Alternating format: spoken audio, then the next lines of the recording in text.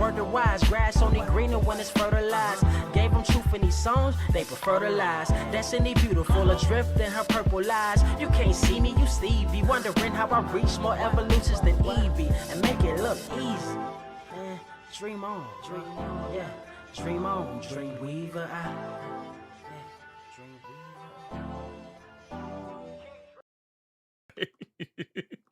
What is up, Earth's mightiest subscribers? It is your boy Ernie the Blerd Without Fear. Got the homie Carter presents. Welcome to episode 361 of the Blerd Cave, the #1 comic book stream on this or any other Earth in the multiverse that that does not answer his phone or respond to text messages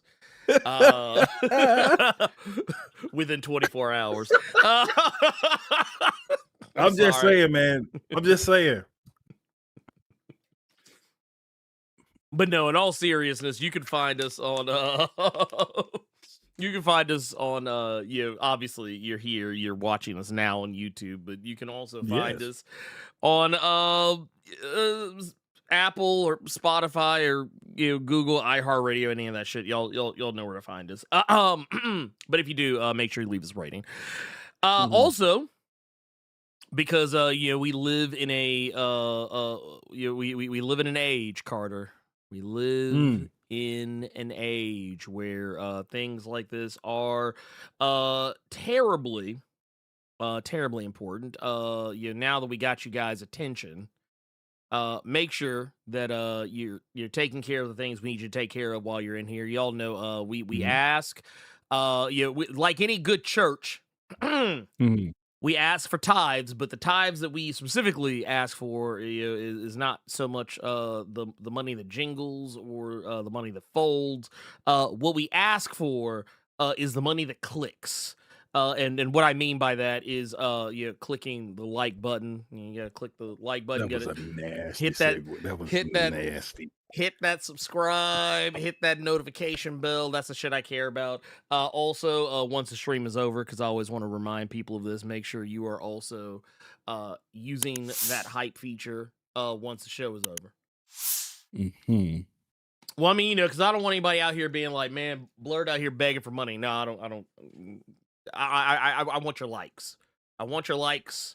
I want your subscribes. I want your notification bells. I want your hype. The money. If I get that, the money will show up. If we get that, the money will show up. You could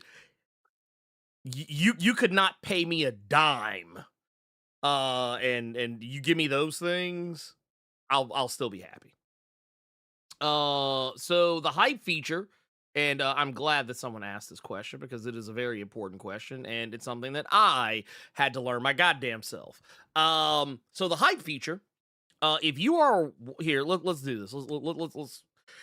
So hype, to my understanding, is only available on mobile. It's only available on mobile.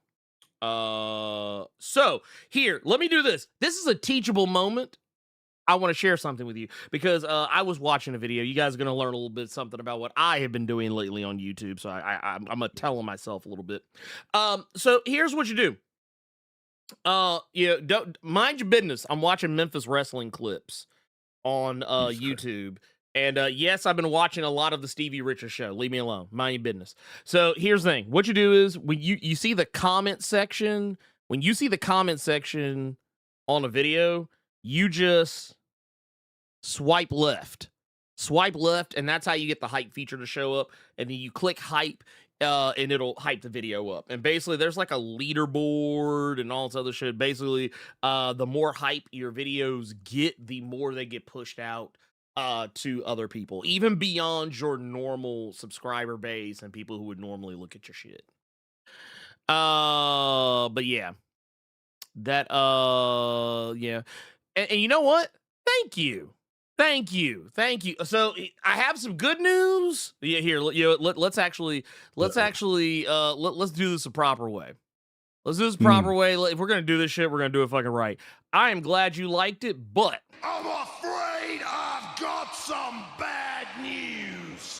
YouTube is trying to fuck on your boy. They let the first video go through. I actually did record episodes 2 and 3 But right now, and here, let me double check, because I tried to dispute it. And I might have to go back and just edit it some more and cut some more shit out. I don't know. I probably will just have to do that. But episode 2, when I uploaded it, got blocked. And I'm pretty sure episode 3 is going to get the same. So episode 1, for whatever reason, they let that shit ride. And I didn't do anything different. I didn't do anything different between the episode 1 reaction and the episode 2 and 3 reaction. So I don't know. But what is going to happen if you did enjoy that? What I am going to do, and I know in the video I said that it would be up for like both patrons and channel members, but because of the way that YouTube works, it was blocking my unedited versions of the videos even without me monetizing them. So it was like, they were like, no, you can't have it at all. So basically what I have to do is I'm gonna have to upload the unedited versions to Patreon, to Patreon, and that's gonna be the only way I'll be able to do that. But I hope, plan to have the edited versions uploaded on YouTube. So we're trying. I'm trying. But the comic video. Oh, thank you. Hardly, man. You know what? I can hardly get anybody to watch it, so I'll take that. Yeah, probably. I probably did get I probably, yeah, that's fair. That's actually fair. In light of recent events, that's actually very fair. So we get a 10th. Hey, I'll take a 10th. That's, well, hey, that's what we want. Look, instead of running out here and giving all your likes, your subscribes, your hype, your views, instead of giving that to the landlord, instead of giving that to the dealership, instead of giving that to the utility company, see, what you need to do is you need to just bring some of that to us. Bring that to us. That is not Carter Present telling you not to pay your goddamn light bill just to watch your boys. That is all the Blerd Without Fear. I am not telling you. Hey, I didn't say money. Procure yourself a vehicle because you tired of sitting on that goddamn bus all day. I am not telling you not to do any of that just to watch your boys, okay? If you need your vehicle, if you're tired of Uber and Lyft, if you need your water on, I am not telling you to take that away just to watch your boys. I'm not telling you that. Hey, like I said, I just said, all you gotta do, look, it's instead of clicking that button for the landlord, click it for the Blerd Without Fear. I'm just saying, your landlord don't need no views. He don't need no views. A lot of y'all are in relationships. A lot of you all are maybe on the younger side of things, and then it might live with a family member or a relative or something like that.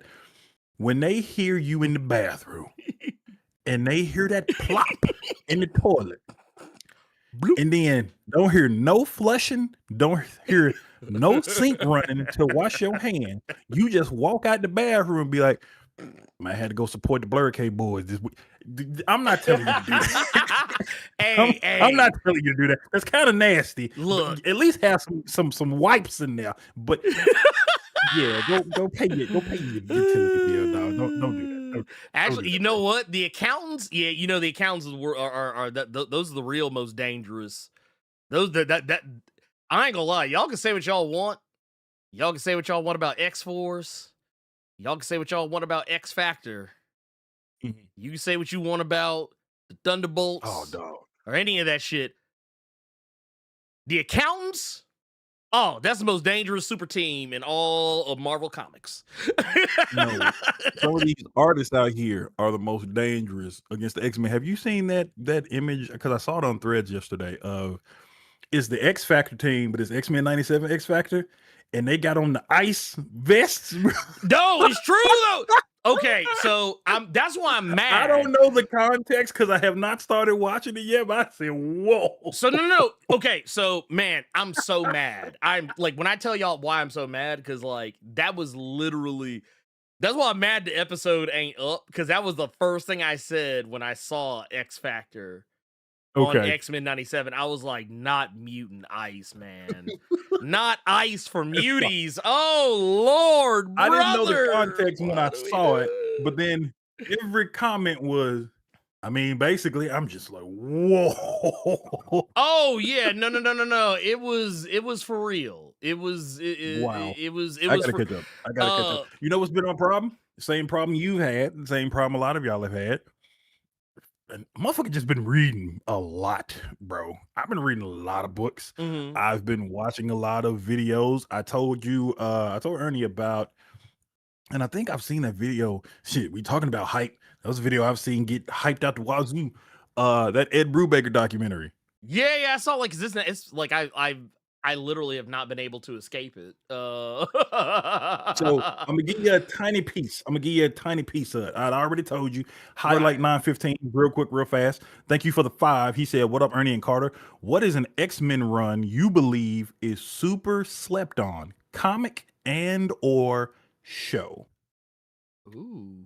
Before I even get to what I was gonna get to real quick, let's try to knock this one out. An X-Men comic or show run that is super slept on. This would be so Man. mean if I do that, but I'm not gonna do that. I might do that. No. I'm gonna let Ernie answer first. That's super slept on? Yeah, I mean, I almost comic will or show. always yeah, honestly, I don't feel like there's any X-Men show that slept on. Well, no, that's a lie. I just lied. I'm That's gonna say cap. you That ain't means just gonna lie. you ain't finna just forget about the anime X-Men that G4 used to play. No, I don't like that one. No, I'm gonna always stand by Wolverine and the X-Men. I'm gonna always stand by Wolverine and the X-Men. Wolverine and As the slept X-Men. on? Yes. I know. Really? I didn't know that. Yeah, no, because people weren't fucking with that show. Like, so basically, people were so salty about X-Men Evolution not being like a thing Mhm. anymore that by the time Wolverine the X-Men came along, it was, you know what it was? It was Thundercats 2011 all over again. Oh wow. Thundercats 20, because you remember when Thundercats 20, well, I don't know if you remember this part, but like when I remember when Thundercats 2011 came out, people who Yeah. were fans of the original show shit on the 2011 show. I They're like, never knew that because I wasn't as deep in this realm and old school shit because I knew none of that. I just knew when adults, it was before Adult Swim started. It was right at the end. It was Naruto, and then it was that Thundercats. I was locked in on that Thundercats. yeah.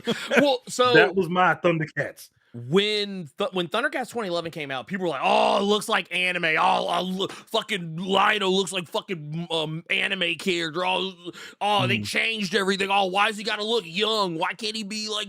I was like, dude, the circumstances of the show are very different than the circumstances of the original one. I said if it was just a carbon copy remake of the original show, y'all would be bitching that you've already seen this before. I was like, dude, the show was good. It stood on its own 2 feet.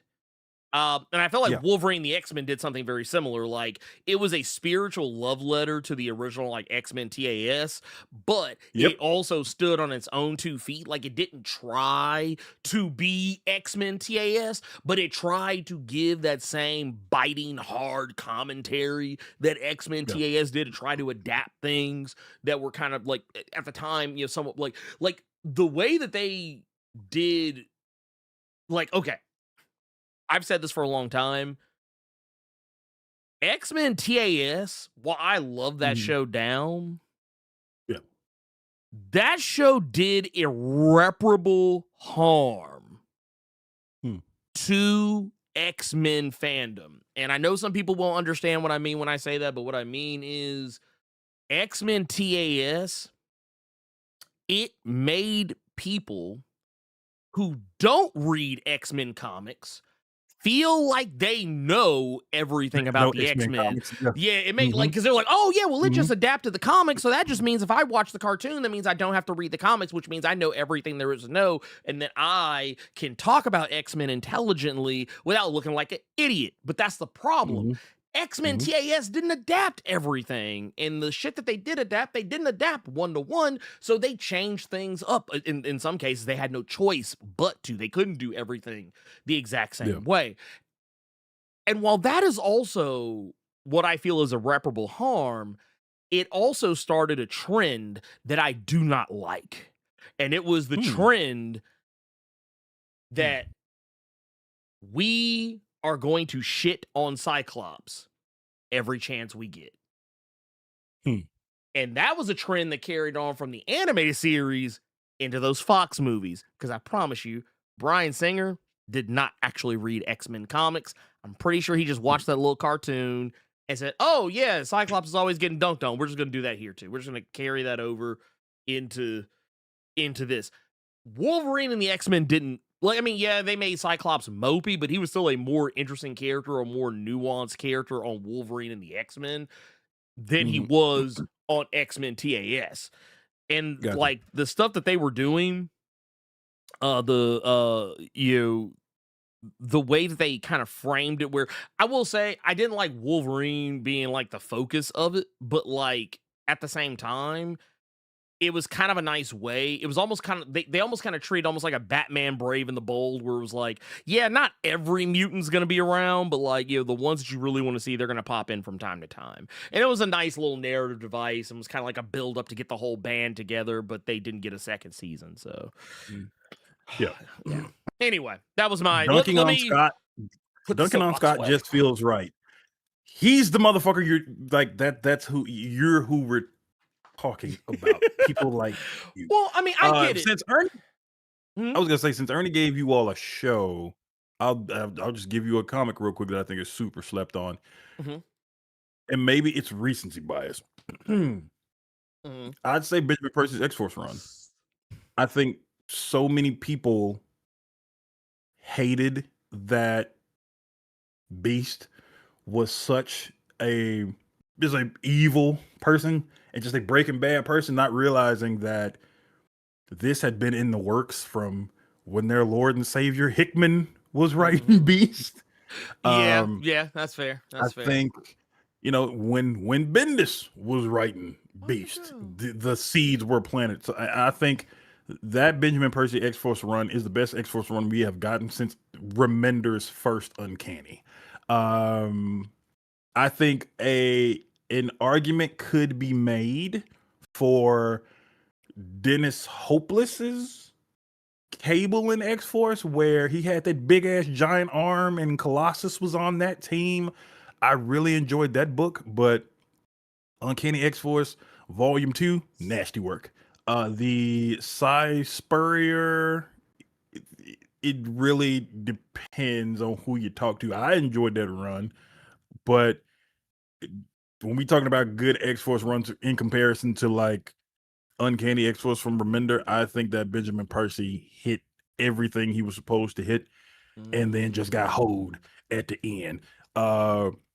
And since I'm talking about getting hoed, I do want to go back to that Brubaker documentary for you real quick, because this is why I told you Dan Didio should get hands put on him. So you remember so we talked about this off stream, off camera. This was just Ernie and I talking, but I told Ernie, I think you and I really need to read Gotham Central. And it was because, according to this documentary, according to Brubaker himself, because he said it, he said that him and Greg Rucka were big fans of the show Homicide: Life on the Street. Ernie and I have talked about this show several times, just cracking up. And they said, what if we did that just over here? And DC turned him down. And they said, it would be really cool if we could do Homicide: Life on the Street in Gotham. And they kept turning him down. And then Bendis and Oming dropped Powers. And then they just started glazing the fuck out of Gotham Central, and they let them do the book. And Brubaker made it a point to say that we could have been on that book forever. And then Dan Didio came in and just killed it. Just fuck Dan Didio. Apparently, and this is why I say he needs to get hands put on him. And I feel like you would agree when I get to it. He said Dan Didio would come in those meetings to talk about the books that DC needs to be doing.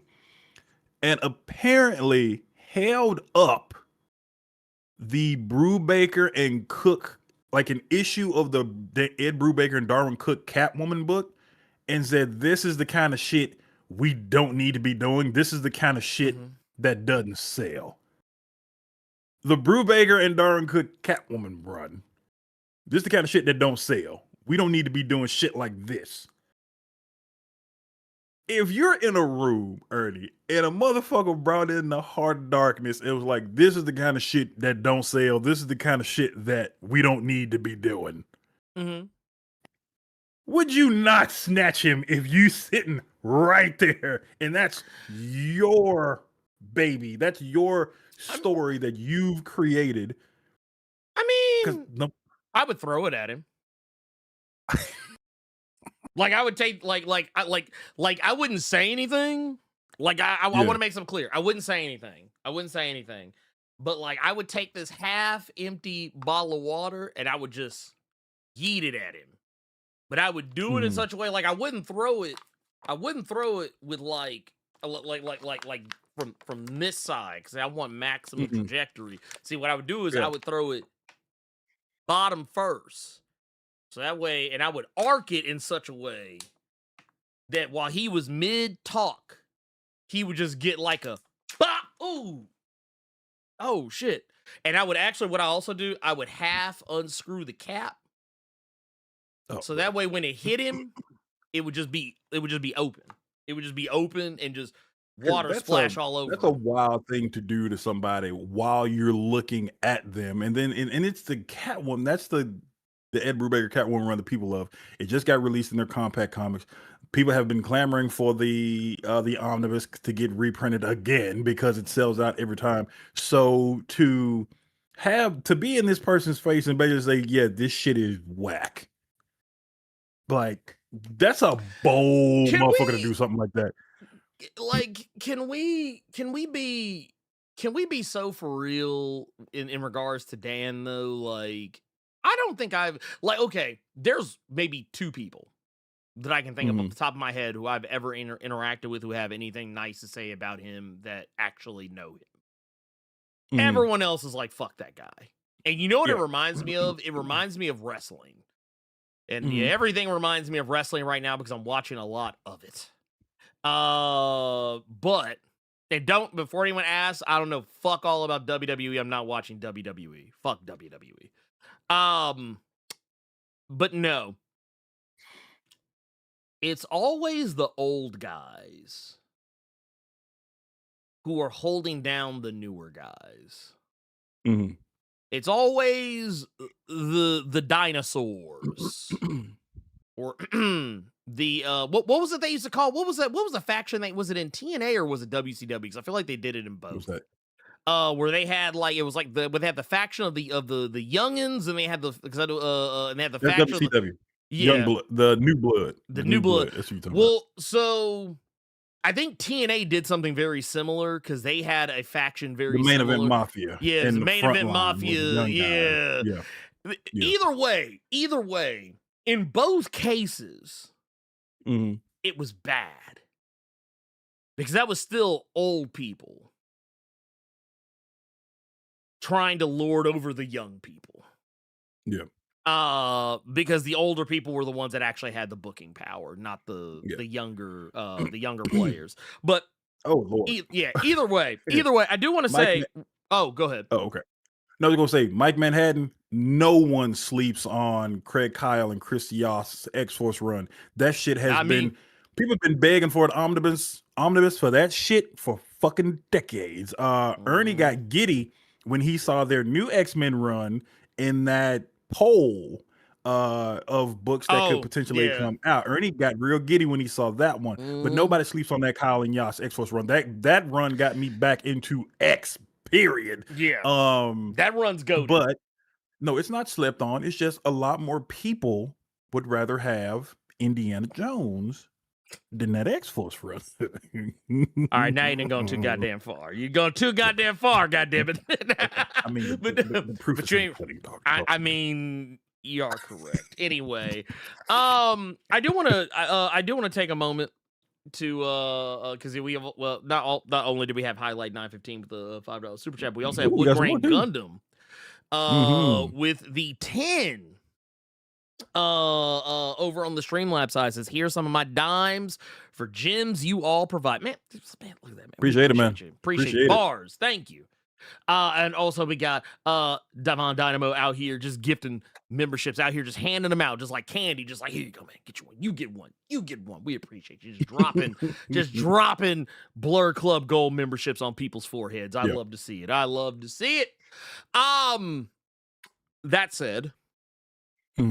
That said,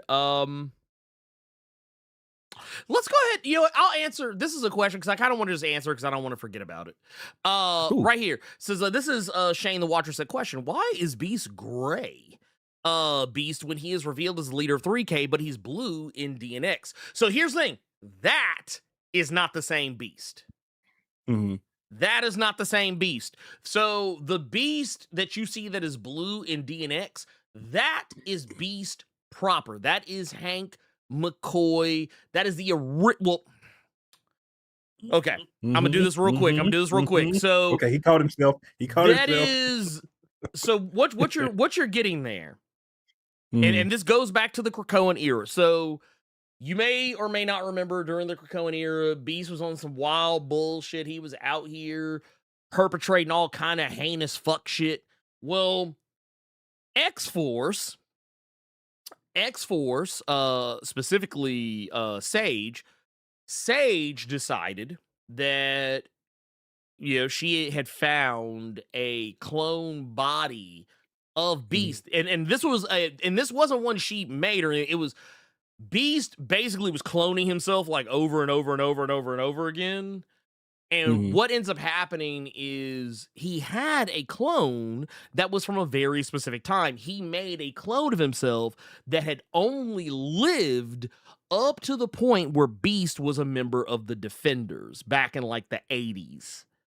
Well, Sage found that clone body and she activated it. So the Beast that you have seen running around with Scott and everybody in Alaska, it's that version of Beast.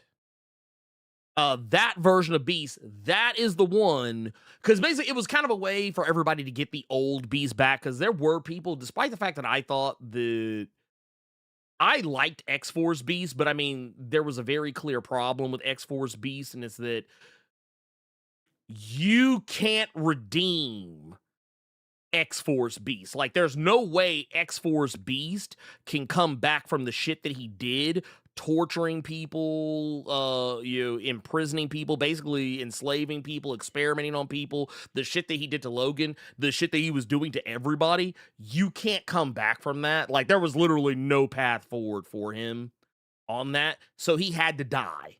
That version of Beast had to, well, Quotey Fingers died. We never saw a body, and this is something I even said back when this happened. But basically what they did is they, Quotey Fingers, killed off that version of Beast and left the Defenders Beast hanging around. Now, where the Gray Beast comes into play, remember how I said that X-Force version of Beast died? Quotey Fingers died. We never saw a body. We just saw him fly off into the distance. There was an explosion. So basically what happened was, in the time between then and there, when right around the time 3K had popped up, Beast had basically implanted his thoughts into another body, and apparently it was a fully mechanical one, because he basically didn't want to have to breathe. He didn't want to have to focus on shit. He just wanted to focus on getting shit done. Well, when Cyclops went into the future for Age of Revelation, the white Beast that he saw there, well, the chairman of 3K, who was the white Beast that we see now, he jumped into the future, and he was the white Beast who was running around with Cyclops. And when Age of Revelation ended, he came back, but instead of staying in his original, or not, pseudo original mechanical body, he cloned himself a new body, which was the white Beast body. There you go. So, okay, Yeah. real quick. One thing. This is giving me a headache, and it's not your fault. No. It's true. Well, look, I don't like it either. Sometimes X-Men is way too fucking convoluted. And see, here's the thing, and I'm gonna be honest with you. It wouldn't sell. I'm just gonna be honest with you. You want it, but it won't sell. I'm just gonna be real with you. Okay. Because here's the thing. They Boy. tried that shit and nobody buys the book. So you can ask for it, you can wish with one hand, and you can shit in the other, and then come back and tell me which one fills up first. Beast just went crazy for no reason. Wrong. No. The other thing that Ernie said was you couldn't redeem him after everything he did during the Krakoan stuff. I would say you couldn't redeem him with what he was doing in New Avengers. No. When he was with the Illuminati, wiping out universes with them. Well, no, okay. So not only that, he sided with the Inhumans, and there was all that too. Yeah, he sided with the Inhumans. Man, look.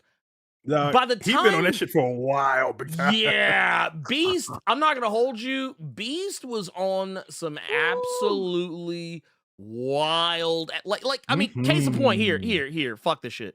Right here. Look at this shit. This motherfucker had clones of himself cloning Wolverine over. He basically turned Wolverine into an attack dog. Like he basically turned Wolverine back into Weapon X. Kelsey Grammer is the world's most dangerous man. Yes, that's number one. That is the Kelsey Grammer Hank McCoy in that X-Force run, and I love it more for it. I love this part right here just because this is the scene where he has all these other Hank McCoys helping him. We got a council of McCoys, and one McCoy starts thinking for himself about what Kelsey Grammer is doing. What happens? He has all of the murder. Yes. He was like, oh, no. You getting a little too uppity. Good. It was so good. Well, and remember, you fucking prudes that just want TAS on my stars and garters. You got it at the end. But, bruh, this was too good. Well, because this was what I thought was funny about this shit was that also the part where they realized that he didn't have to wear glasses and they did, like he basically made them weaker, even if it was only in such a petty and subtle way. Because that's basically yeah, because basically he was like, oh, so since y'all want to act funny, yeah, let's go ahead and end y'all. But here's the thing. So yeah, that's how you get that version of Beast. That boy said character assassination. Boy, bye. Man, no. I ain't gonna hold you. Look, man, say what y'all will.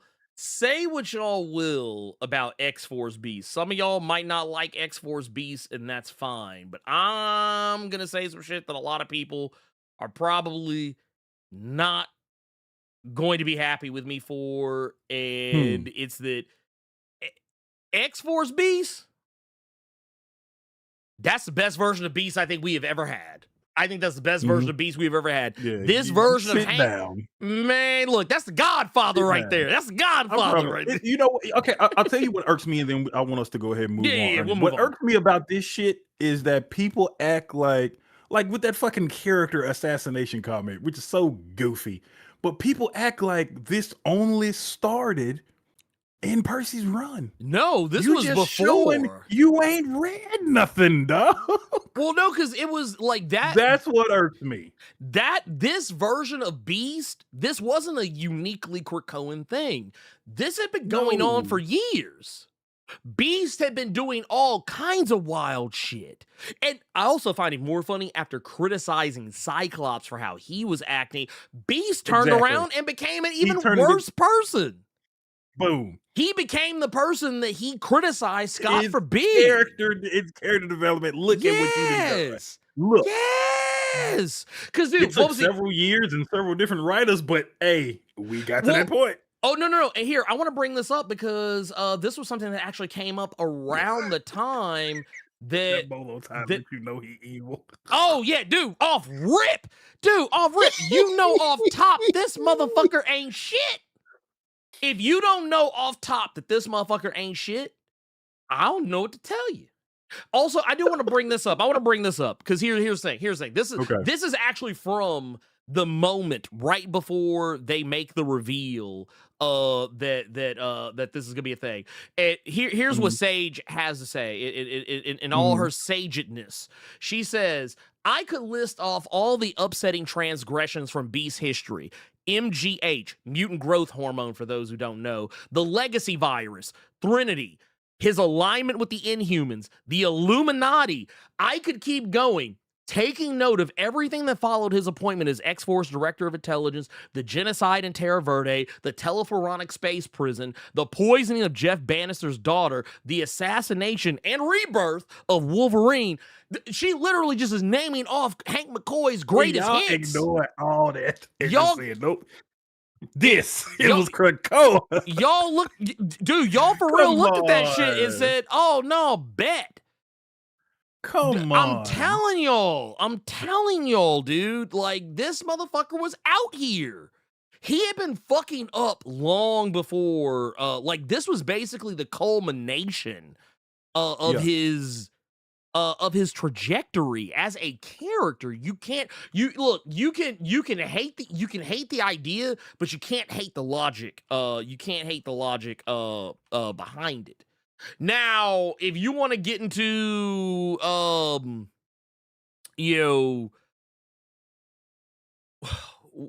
how this all fits into the other shit, well, I mean, it makes sense.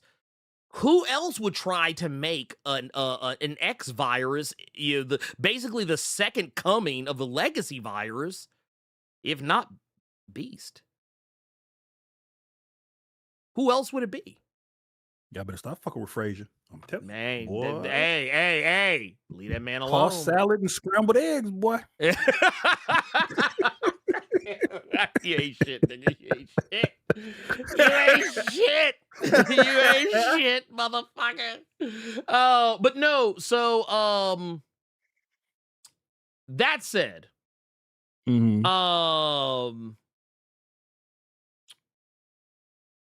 I'm willing to I'm willing to let the white beast thing cook, because honestly, and mostly for no other reason than the line of dialogue the Sinister said. I think it was in Immortal X-Men, I think, or maybe it was in something else. I don't remember exactly which, but basically he literally looked at a head of Dark Beast floating in a jar and said, "You aren't even the darkest beast anymore."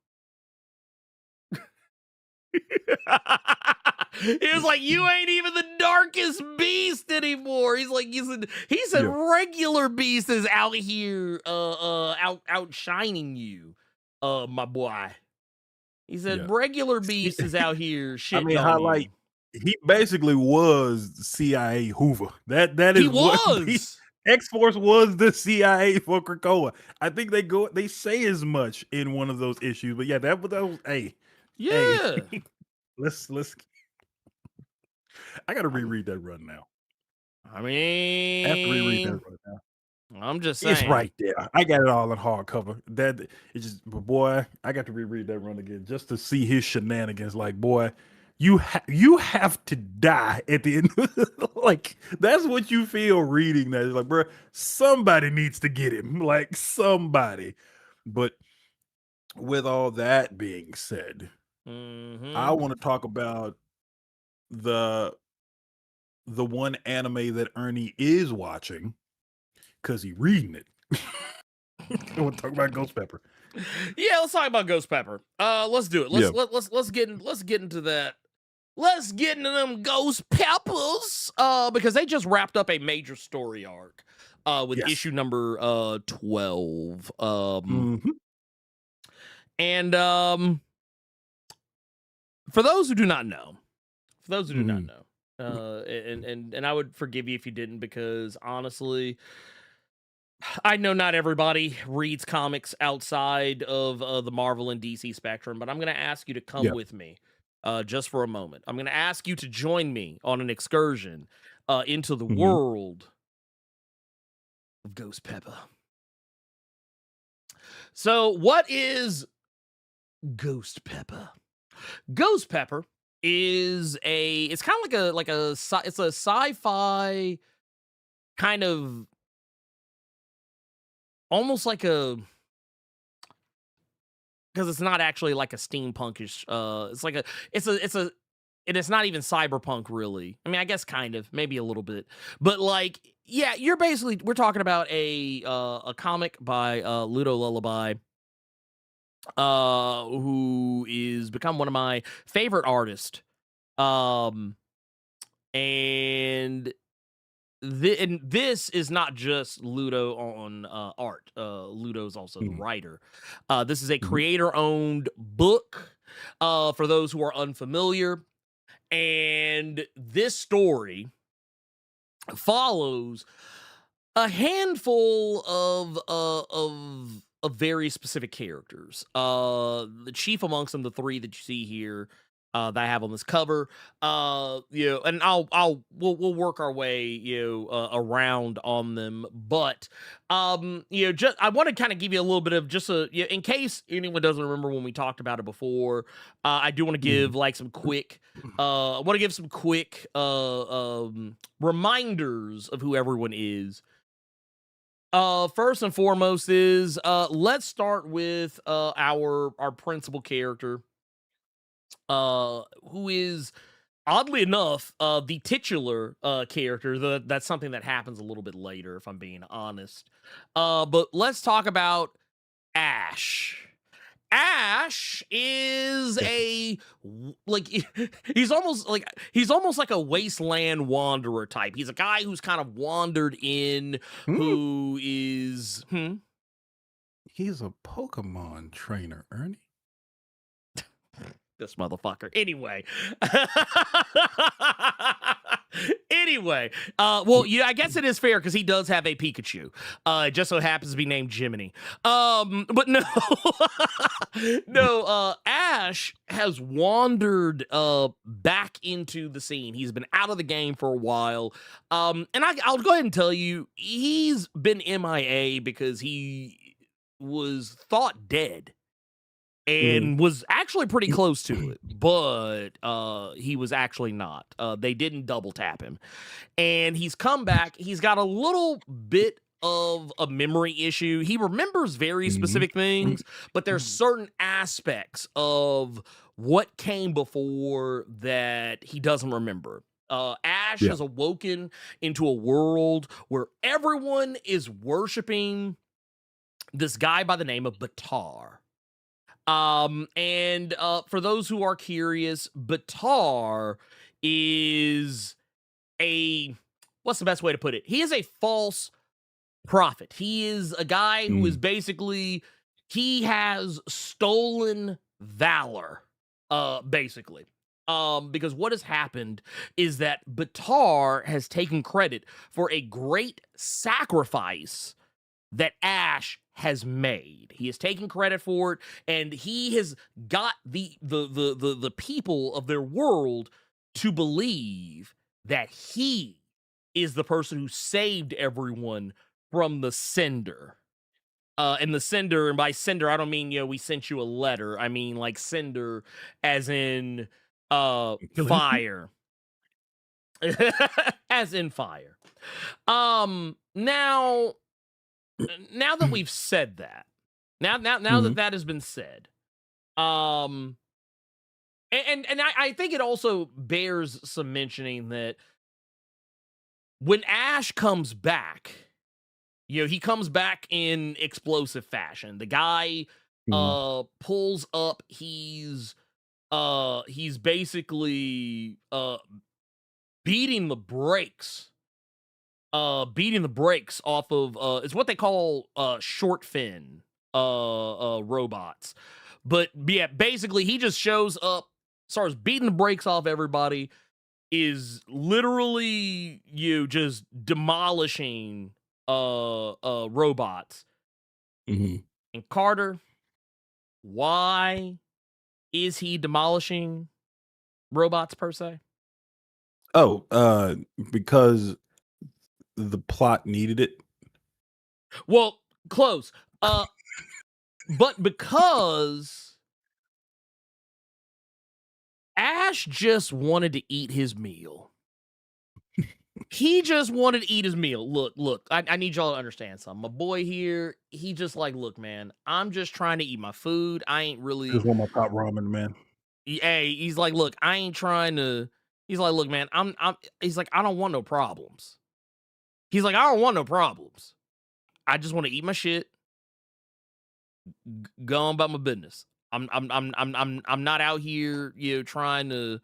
I'm not out here trying to stunt. I'm just out here, just trying to live my best life. Yep. Like you could And tell, like yeah, that menacing look with the bowl of noodles in there. You could tell, like he tried to open that season packet, but he did too quick, and the seasoning just went everywhere. So now he just stuck with the yeah, noodles. That's what that looked like. that Let me that just eat my noodles. Just leave me alone, bro. yeah, that's basically what's happening here. And well, what ends up going down is that these robots, they basically they decide that he is not cooperating with them, and they end up blowing up the food truck, You can imagine. or rather attempting to blow up they're trying to blow him up really more than anything else. And basically the bowl of noodles gets dropped. The bowl of noodles gets dropped, and the very next thing we see is this motherfucker to come back. This motherfucker to pull the anime. He done jump behind the robots and then just immediately starts breaking everybody off. He just immediately starts ripping robots in half.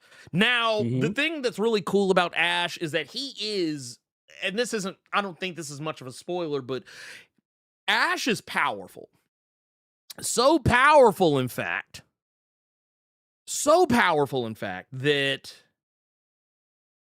he is probably the most powerful character in the story. Like, the guy's slick tournament banned. The Ash is stupid powerful. The guy is strong in ways that make him an oddity. To the point that and there's some points where this does actually come up. Like here, for instance, like, I mean, the guy literally lifts guys literally lifting giant debris and vehicles. He's carrying vehicles. The guy literally could just like, and effortlessly, mind you. And his power goes even a little bit deeper. And you're probably going to say, well, okay, this guy's powerful, but what about that thing on his shoulder? Well, the thing on his shoulder, that's Jiminy. Jiminy is basically the mouthpiece for Ash. Ash, he can talk. He just doesn't talk very often. Ash does not always have a whole heap of a lot to say. Jiminy is the one who usually does the talking for him. And as you would probably imagine by his name, he is kind of slick. Ash's conscience in a lot of ways, but he's also a thing that kind of helps regulate Ash's power. And because you would imagine a guy who would fly off the handle and start breaking people off over a bowl of top ramen, you would probably imagine this guy gets angry a lot, and he probably, maybe possibly, has anger issues. And those anger issues do fuel his abilities. Now, that's Ash. The other character that is just as important to the story is going to be Leloy. Leloy is a food truck chef.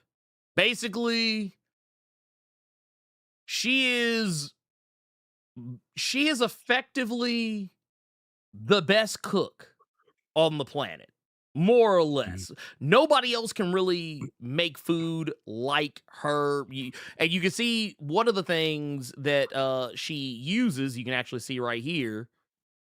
She uses these little ghost peppers. This is what she puts in her food. This is what makes her food so yummy. But these ghost peppers are not like normal ghost peppers. These are like super ultra mega crazy ghost peppers that no one you can handle or eat. without special care.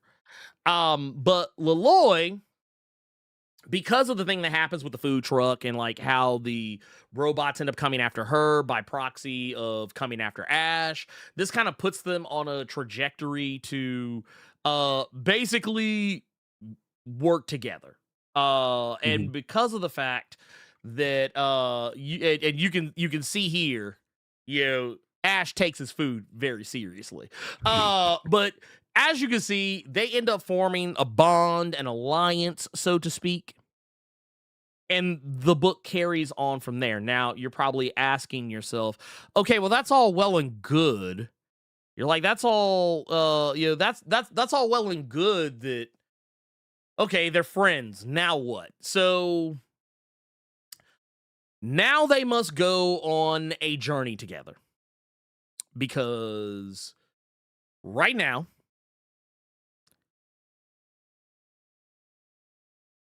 they are trying, well, one, because there is some damage to Leloy's truck, Ash is going to try and help her get where she's trying to go, and she's basically going to try and help him get where he's trying to go. And Ash wants revenge on the guy I mentioned earlier. He wants to set the record straight. He wants to prove that, Batar is a liar. He wants to prove that Batar is on that Fox News bullshit. Now, this is something that in here I'll zoom this in so you guys can kind of see. But like you can see the look on this man's face. He's alive after all this time. Like dude's freaking out. He's got the like his eyes been shrunk down. Guy's like all beady. I mean, you literally see everything but the sweat on his brow. And this guy, he's freaking out because he knows if Ash is alive, Ash is like one of the most powerful people on the planet. Ash is going to end him. And the thing is, he has built up this entire like kingdom. People literally pay tithes to him. They worship him. It is considered against the law to talk shit about this guy.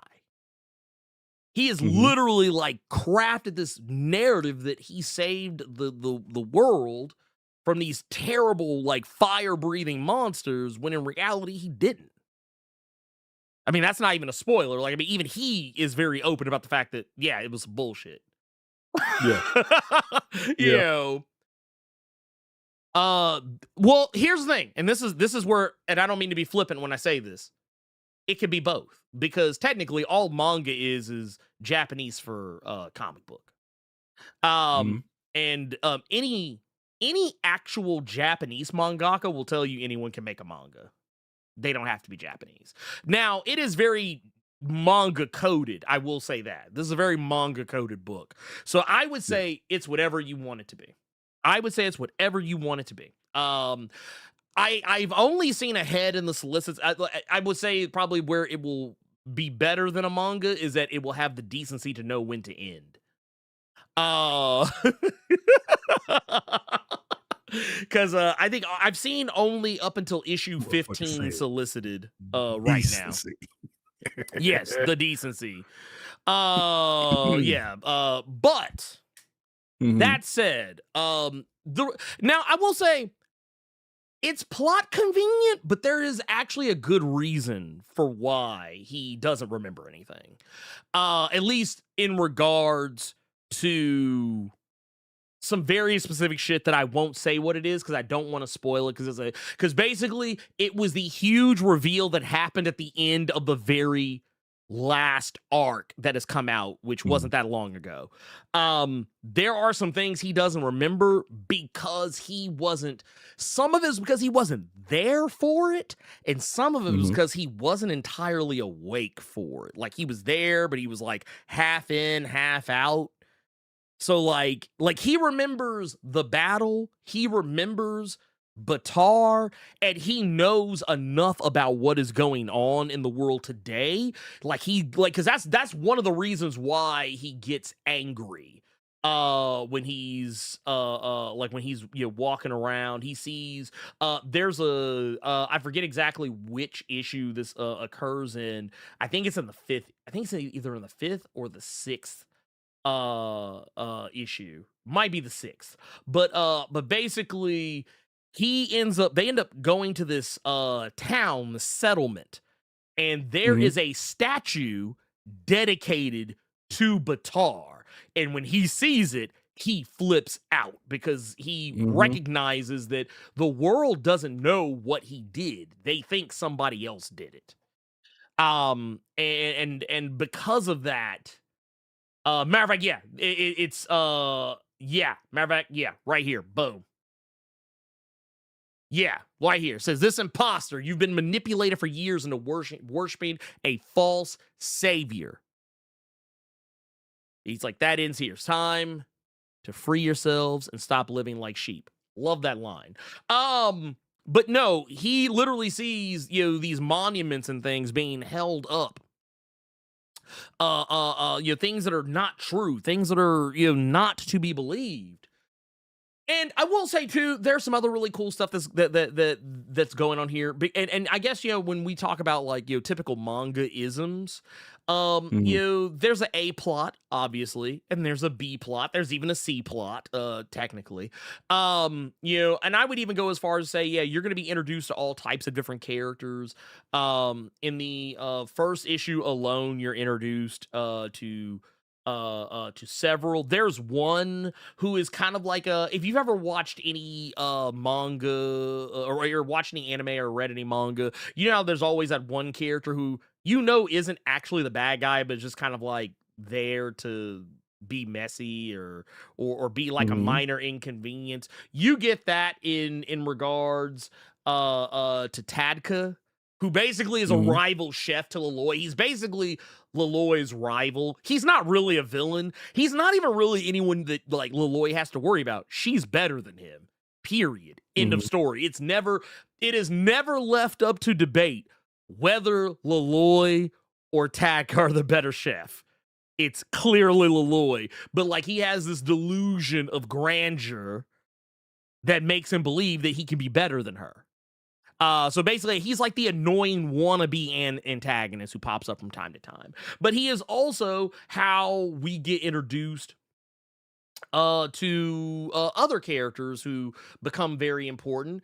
Characters like Toggle, who is probably one of the goofiest but like sweetest characters. Like he's just a lot. I love Toggle. He's great. He just has he has the misfortune of hanging out around the worst people, but don't worry, he'll figure that out eventually. The other cool thing that you're gonna get, you're also like you're always gonna you're always gonna have like your lesser. You're always gonna have like your lesser characters. There's plenty of them that pop up in this story. Once again, some clearly more important than others. But one of the things that I love about this series is that it plays the long game with a lot of characters. Carter, did you how much of this did you get to read? Oh, 11. 11. Okay. So I didn't read 12. I didn't read 12. So honestly, you get the bulk of the big reveal is in the 11th issue anyway. Yeah. The 12th issue is really just like Fallout. It's just I straight Fallout. So I know I know a little bit of it. But I do want to say one thing real quick because there's somebody in the chat right now. Decade Out is saying it's manga by way of having Trigun vibes. So Trigun vibes. What does he mean by that? There is a lot of like wasteland desert shots in this comic. Like just really the setting is very really well drawn. The art is really, really good for this book. So there's a lot of like the desert wasteland areas. Ash is Vash the Stampede in the sense of he's a really OP character, but the way Ash would do some really cold shit in Trigun but play it off like it was an accident or like he Yes. stumbled into it and he goofed into it. Right. Ghost Pepper, no. Yeah. Ash is just gonna break you off. Ash is just gonna put hands on you. Toggle was one of my favorite characters because Toggle in Trigun, everybody if you ever watch the original anime, I'm not talking about the more recent stuff, Right. but if you watch Trigun and you remember Millie, not Meryl, Millie. Millie Yeah. was the fun goof. Don't really seem like she got a lick of sense, but where does she pull that big ass gun from? That's Toggle. Yeah. Toggle in this is just he does as he's told. He not really bothering anything. But like one of my favorite moments is when That's basically yeah, Toggle is basically Millie. Yeah. When it gets to that point where something is explained to Toggle, and he's like, "Oh," and instead of him pulling out the giant cannon, oh, he just snatching people left and right. That was one of my favorite moments. Like, do you like what's going on with your friend? But I'm not gonna spoil it. Just go read it. Yeah.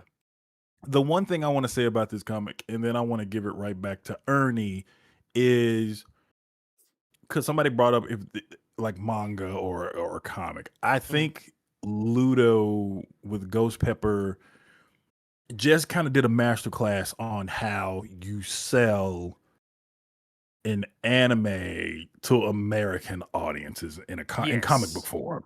In comic book form. If you're someone who doesn't really want to read a manga for whatever reason, but you still kind of want that anime feel, you got 12 issues of it in Ghost Pepper. I'm being completely honest. I think a lot of people need to look at what he did here, and I would like to see a lot more of this down the line. I know some people will immediately bring up, excuse me, I know a lot of people will bring up webtoons, but but a lot of people aren't going to do webtoons. They want to go to a comic shop. You see what I'm saying? So I feel you when you bring up webtoons, but not everybody's going to go that route. Some people like the floppies in their hands. Some people like the single issues. So I think with this was 12 issue. This was a 12 issue masterclass on how you do an anime in an American comic book format, and it is fantastic throughout. I think we should see a lot more of this down the line. I think with some books, they feel corporate.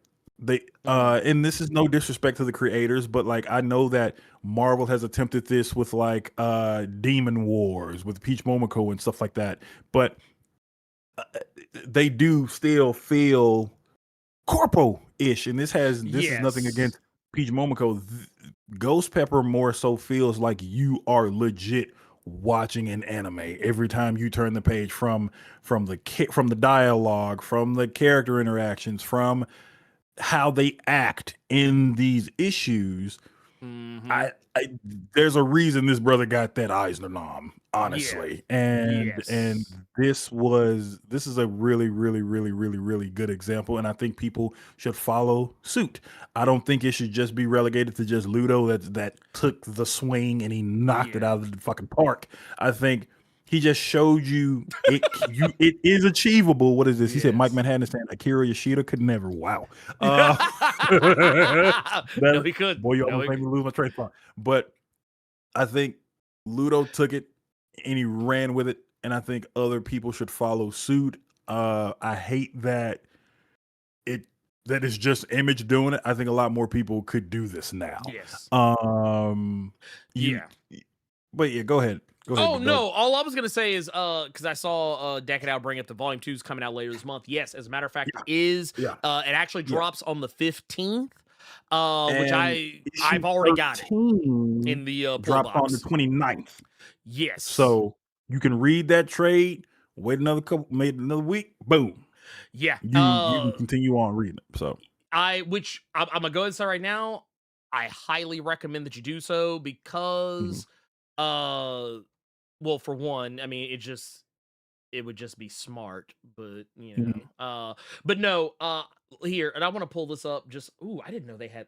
I'm gonna have to go back and I'm gonna have to tell them which cover I want. Yeah, I'm gonna have to go back and be like, hey, can y'all get this cover for me real quick? Because I'm gonna need Jesus this Christ. right quick. No. So basically, this here, I actually have it pulled up on League of Comic Geeks, but you pay the text no mind. But yeah, the 15th. Matter of fact, I think when is the final order cutoff was already passed because literally it's about like another week and some change away.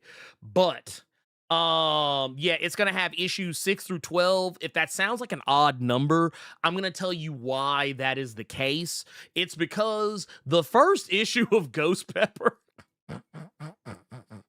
Let me go back and count it. You told me about yesterday, right? Yeah, the first issue of Ghost Pepper is 52 pages long. That's why the first trade, 1 through 5, it's a lot. You're actually getting like 6 or 7 issues. Yeah. You're getting If we're going by yeah. U.S. comic standards, a Right. normal U.S. comic is 22 pages an issue. Right. So. And what Ludo did, which by the way, shout out to Ludo for doing this, and it's something that I even kind of thought about with some things, is that Ludo decided to go the manga route. Like, if you read manga, you probably are familiar that the first issue, the first chapter of a manga is usually anywhere between 50 to 60 almost some odd pages. Because basically it's a pilot. They're trying to give you as much story as humanly possible to get the book picked up so they can keep making chapters. And that's what Ludo did. The first issue of Ghost Pepper is beefy. It is beefy. It's a beefy boy. That motherfucker thick. So when you get to, like, you're basically getting like 2 and like a third issue. Like, or maybe 2 1/4 issues in the first issue by itself. So that's why, like, if you're like, well, wait a minute, how is it like 6 through 12? Seems like that's a huge jump in the number of issues. It's because it's really not that different. It's about, you're actually getting about the same amount of issues, damn near. So yeah, and yeah, that was well, and you know what? That is something that I would actually say that is very important, in my opinion, to the story, is that they also don't stick to the standard 22 page format, even with this book, because if I remember correctly, some of the issues are 22, but some of them are 24. There's some that might be more than that. It just kind of, honestly, it really just kind of depends. I think there was one that was like 26. I want to say issue 11.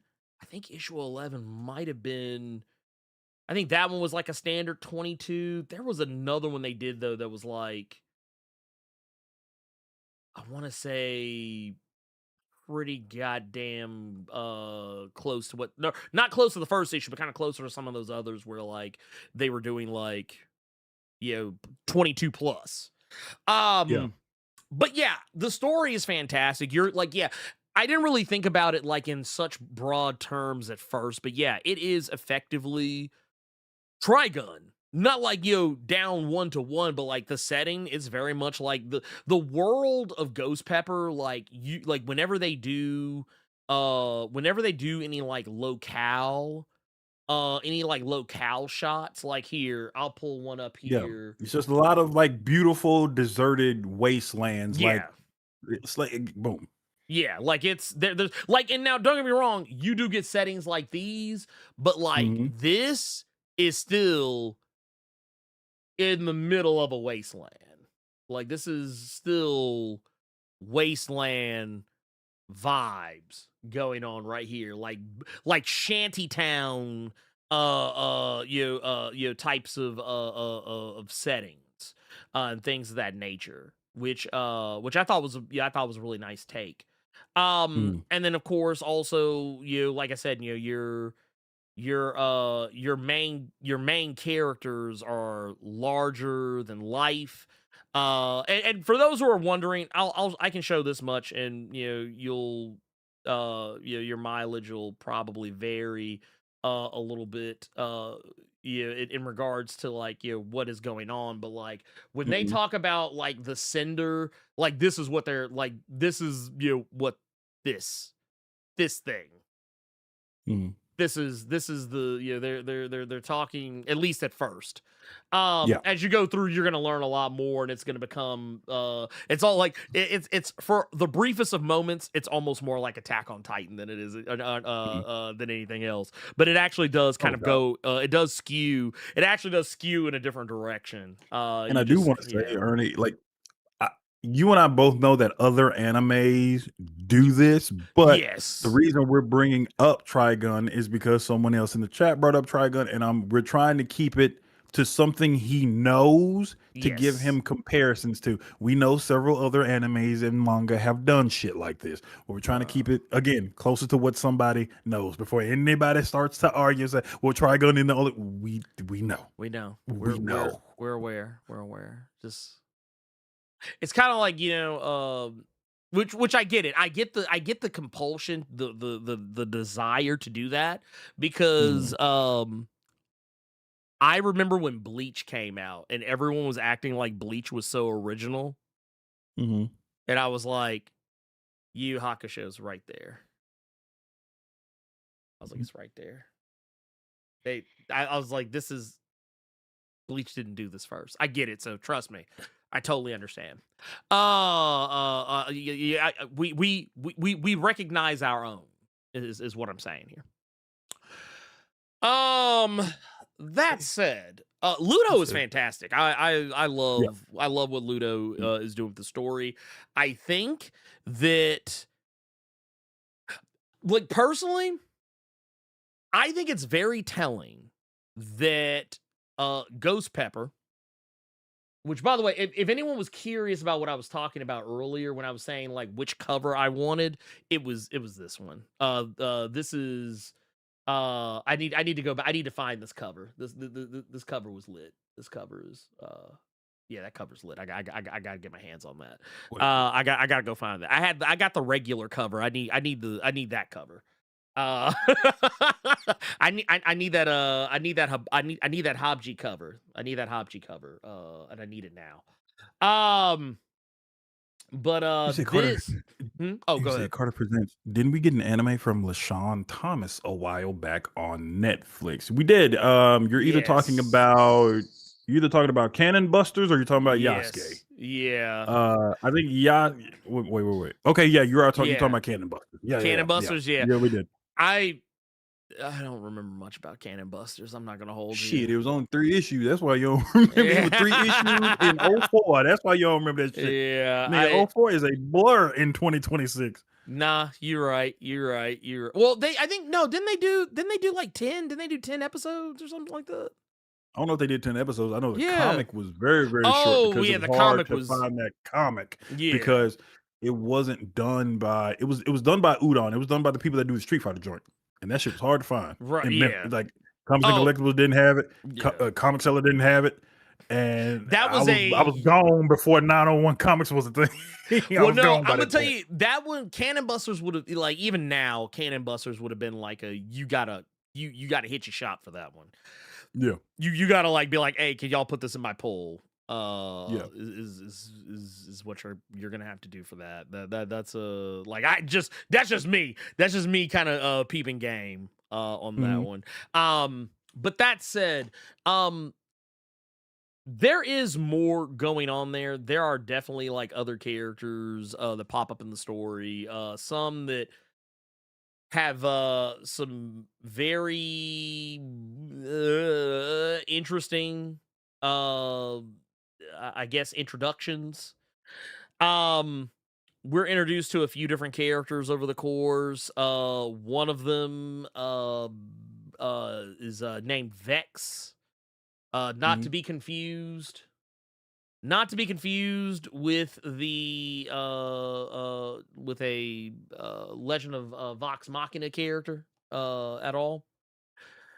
And Vex is, for lack of a better way to put it, she's interesting. I don't even really want to say much more beyond that about her, because to say any more would basically kind of give some of the game away. But no, basically all you need to know all you need to know is that she is a dangerous looking woman. That is what you need to know. She is very dangerous looking. Like she looks like she is nothing but problems. And there are there's another couple of characters that pop up that are kind of important to Ash's backstory, and that's basically what you need to know about those characters. Vex and basically what they refer to as the Eclipse Makers. They were basically these people that before the whole thing with Batar happened, these were the people that everyone looked to for help. They were basically kind of like the gods among us, more or less, is kind of how they're treated. And some of those characters like are kind of coming out of the woodwork now that they know that Ash is back. And basically some might have his best interest at heart, some might not, and some of them don't really seem to be too terribly beat up about in one way or the other. Is kind of what you need to know. But just know that now that Ash is kind of back in the spotlight, he's doing the thing. He's taking the fight. He's taking the fight to Batar, and more or less becoming I guess or at least is trying to become the symbol, the hero that maybe he should have been from the word go, if not for Batar. That's basically what's happening there. But no, that said, Ghost Pepper, I think you all should check it out. I think it's fantastic. There is a very good reason why this series has been nominated for an Eisner. I mean, really, I think most books that are Eisner nominated, I think there's usually typically a good reason as to why the book is nominated in the first place. But Ghost Pepper is gotten the nom for best new series, which honestly it's deserved. It's a tough contendership this year because it's up against 5 other books, and all of the books are bangers, more or less. So we'll see. Like, it's up against Assorted Crisis Events. It's up against Matt Fraction's Batman, G. Willow Wilson's Black Cat, Exquisite Corpses by James Tynion, and a laundry list of other motherfuckers, and Stephanie Williams' Temporal. So I mean, it's got some stiff competition, but honestly, I think Ghost Pepper is just as deserving, if not more than some. So it is that is the thing. So we'll see what happens. We'll learn soon enough whether or not it gets there. How do we feel about a Miles Morales animated series? I mean, just make it. Yeah, just make it. I mean, I don't see any reason not to. Unless people don't like money. I don't know what's going on with Invincible Fight Girl. Did you ever watch that, Carter? Invincible Fight Girl? Yeah, watch it in the Discord. Yeah, we all watched it. Yeah, I was gonna say, like, I don't know, like I remember there was word on the street that it got picked up for another season, but then obviously a lot of stuff has happened since then, and it basically kind of just disappeared. So yeah. Hey, dog, stop begging. We already giving you a Yanu. Be quiet. I mean, that's that is kind of what they. I mean, you're not wrong. You're not wrong. So yeah, here it is. It says, basically, the show, it hasn't been renewed, but it hasn't been canceled, which is just a really nice way of saying, you just shouldn't come back. Girl, bye. Get on out of here. Yeah. Girl, go on. Which somewhere. makes me mad. I really wanted the not shaggy motherfucker to catch hands. I really hated that boy. I really hated that dude. Oh god. Yeah, I mean he was out here on some bullshit. I'm not gonna hold you. That said, That's it. You know what, Carter? You know what we should do? Tell you what we should do.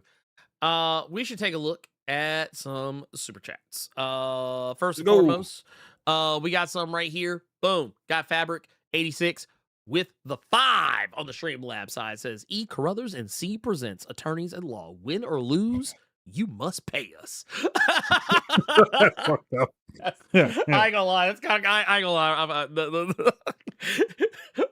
Why do I feel like this is like if we were in an Ace Attorney deal, that would be our thing. You must pay us. And then we got MD Gels with the 2 says Beast was on some Clarence Thomas levels of BS. He really was. Because like I wasn't really tapped in during the Beast Inhuman shit. Wasn't he like all hugged up on Medusa during that time? Okay. I can't remember everything, but I do remember one of the main reasons of him helping the Inhumans. Because I feel like I remember correlating what he was doing to what Johnny Storm was doing. And that was, I'm helping them because I'm breaking the back of one of them. Yeah, that's why Johnny was there. And I feel like that's why Hank was there.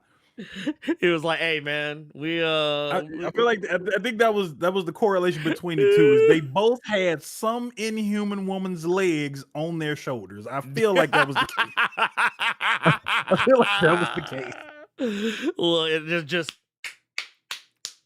that's all you. I didn't even need you to clap after that, but you know what?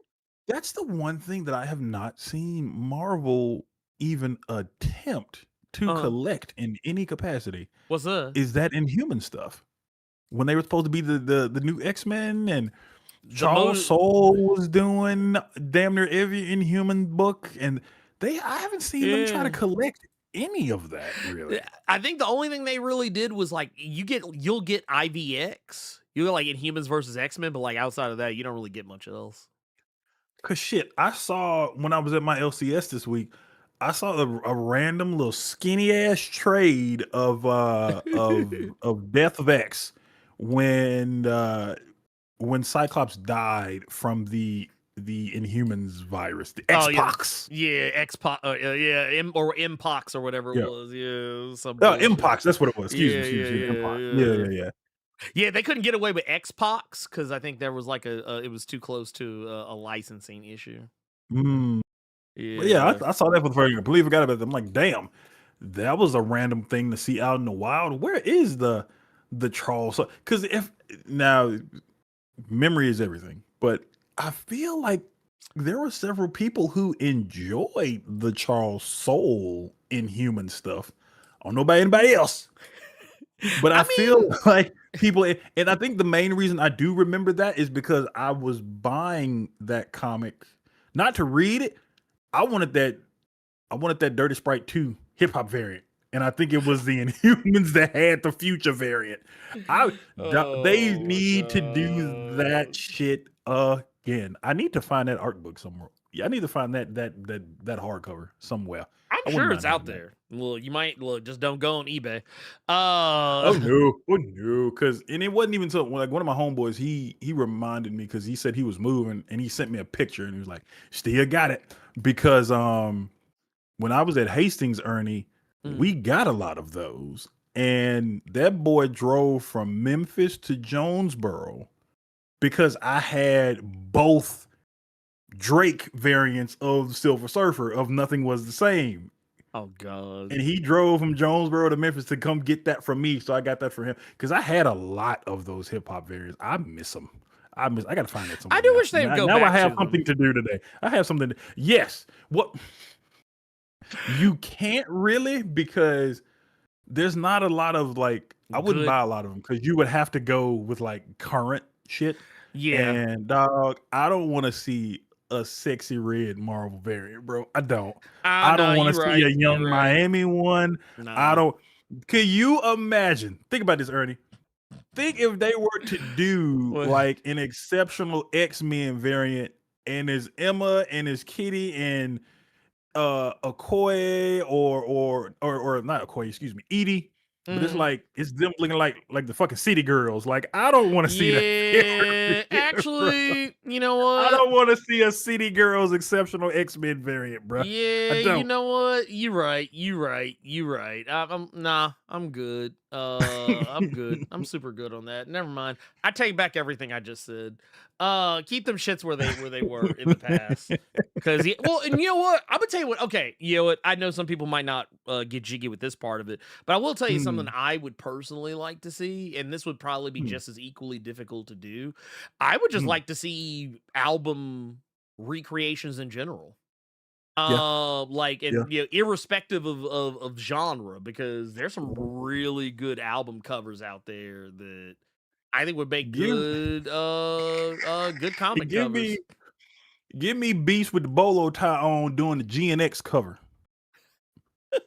Just the blackbird behind him, and he just with the bolo on. Boy, I'd buy that in a heartbeat. Well, one thing that kind of hit me was I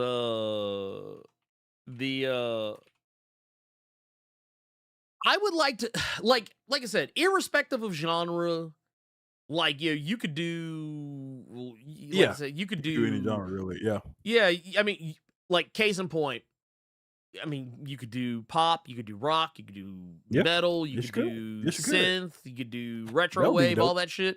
Like I was even thinking about it because I've been on a Foxy Shazam kick these past few weeks. Okay. And I was like, oh wow, yeah, you could like you could slick maybe get some of those out there, like maybe do like some retro joints, do like some David Bowie shit, do some like Michael Jackson shit, do some Prince shit. I mean, to be fair, I think people just do them anyway just because I've seen quite a few Prince variants, like Purple Rain variants out there in the wind in the indie sector. But I mean, just do that shit, man. Just make something happen. There's all sorts of different shit out there that you could do. I mean, it's just right there. A Daft Punk cover could be real easy with fucking 3K. Yeah, you could. You Maybe really could. Just be like, that could be a cover. But no, I get down with all that. Also, I do want to I can't remember who said it earlier, so forgive me if I don't remember, but and this takes this kind of backward a little bit. I saw someone bring up that that Ludo should take over Battle Chasers. Well, that's the problem. Ludo was on Battle Chasers, but he was just the artist. And I remember when someone said this the last time we talked about Ghost Pepper, and I still feel the same way back then that I do today on the 4th of July, which is no, I don't think he needs to go to Battle Chasers, because I think Ghost Pepper it's his thing and it's only his. So I would rather him stay on his thing than finish something that somebody else asked that created it should have finished, but they said no just to give us 2 good video games and a bunch of mid. Ooh. I mean, I'll be real with I'm only giving you Darksiders 1 and 2 big time. Everything else, no. That was, you gave me Domino's pizza, and then everything else was fucking Totino's in the freezer. Fuck out of here. Let Ludo get his Ghost Pepper on. No. And I'll even go, I mean, now, granted, I find it interesting that Ludo has released 12, now going on 15, because up to issue 15 has been solicited. Ludo has released 12 issues so far of a book in a year.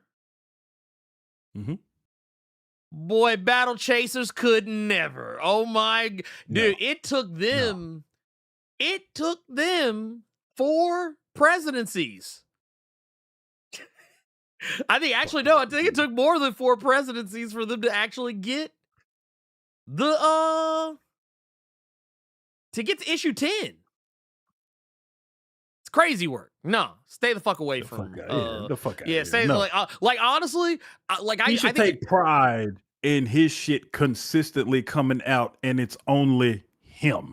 Right. Well, and I would also like to point out too. I'd like to point out as well that for as much as I love Battle Chasers, I ain't gonna hold you. Ghost Pepper is better. I knew that was coming. I knew that was coming. Ghost I can't Pepper's say better. that because no. Like, don't I get me stopped wrong. after like issue like 1 or 2 Mhm. when people at Comics and Collectibles told me this was when I was still in Memphis. This was like 2011 or something. Mhm. Hey, I read the first 2 issues. Is there like something out for it? Sure, man, but you'll never find it. I said, wait, what? Damn! What does that mean? Oh man, that shit takes forever to come out with those issues, man. Ugh. Yeah. Why don't you read this? You see this whole shelf we got dedicated to Invincible? Read that. That's the better buy for you. That is what I was told. That Yeah. Invincible was the better buy over fucking Battle Chasers. I mean, I like I said, this, you're talking to a guy whose Battle Chasers was his whole personality for a long time. Mm-hmm. I can say objectively, Ghost Pepper is the better story. Like I'll say it. Ghost Pepper is the better book. And not just because it's consistently coming out, but because like it actually has a consistent narrative. Like Battle Chasers, I'm not gonna hold you. I went back and tried to read it. I was like, oh god, this book is all over the fucking place. God damn. Like we still haven't. I don't think we've still gotten a coherent plot out of Battle Chasers in the years that. Like I think they completed like a couple of storylines, but like they never really like I don't know, man. Book just seemed to be like everywhere. Like that's just me looking at it now with the benefit of hindsight, having just and I literally went back and tried to read it again, and I was like, oh wow, oh man, what? Yeah, y'all can keep that. Yeah, Y'all let's keep that. yeah, let me. Anyway, let's get back to our because we got some more here. Let's go. We got some more here. We got this is Fabric 86 with the 13 months of the Blerd Club Gold Mine says Philly the Kid from Cannon Busters was an incredible character. I wouldn't disagree. I'm not gonna hold you. I don't even know if I actually finished Cannon Busters. I don't know. But I like the character. I did like the character. I might, maybe that'll be a thing I do. If not this weekend, maybe the next. I might go back and revisit it. Cause I feel like I never finished it. At least that's just me. I feel like I didn't.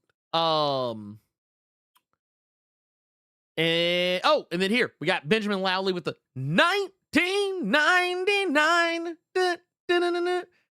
super chat. Says something for the collection plate. I haven't watched the new season of X-Men 97 yet. Don't have Disney Plus. Do they explain why Sykes and Jean are rocking the OG X Factor unis in the trailer? No, they do not. But I caught that too. I thought it was interesting that yeah, they were rocking the triple OG X Factor fits. Jubilee is rocking the Generation X fit.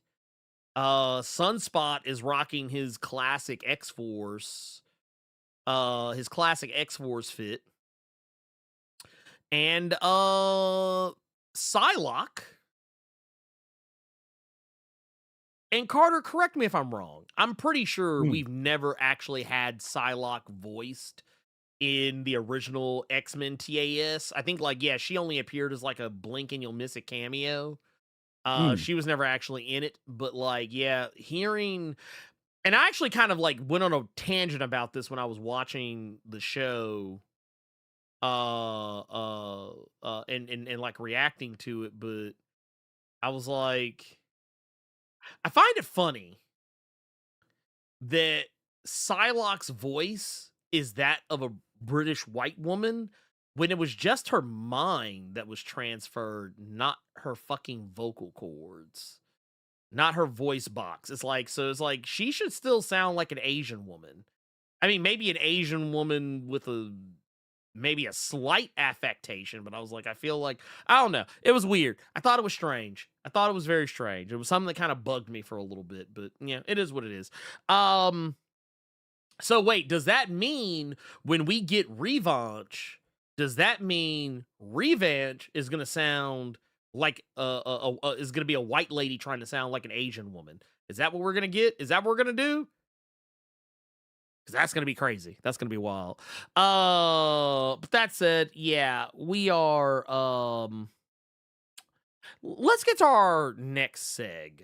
Let's get to our next seg, which is gonna be bam, new edition of Comics the Magazine number Yes. 5 has been released. This is a pretty interesting one. And I will say, something that I really love about these books, Carter, What's that? is the classifieds in the back. I love that we got classifieds in the back.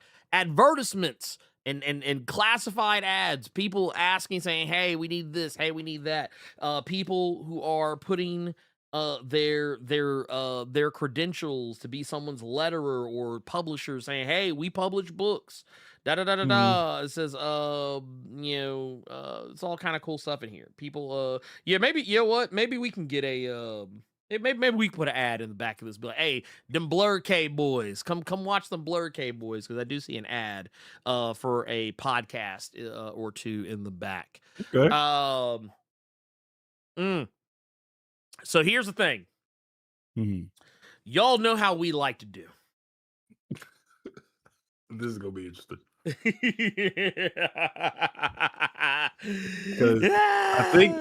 I think Comics and Magazine is getting really successful because it was sold out at my shop. Yes. Because there are two different covers. It's the cover that Ernie has right there, and there was a variant cover that was a Mark Spears Spawn 77 variant. So if they're already getting variant covers and they're selling out that quick at LCSs, they're doing well. So that's crazy.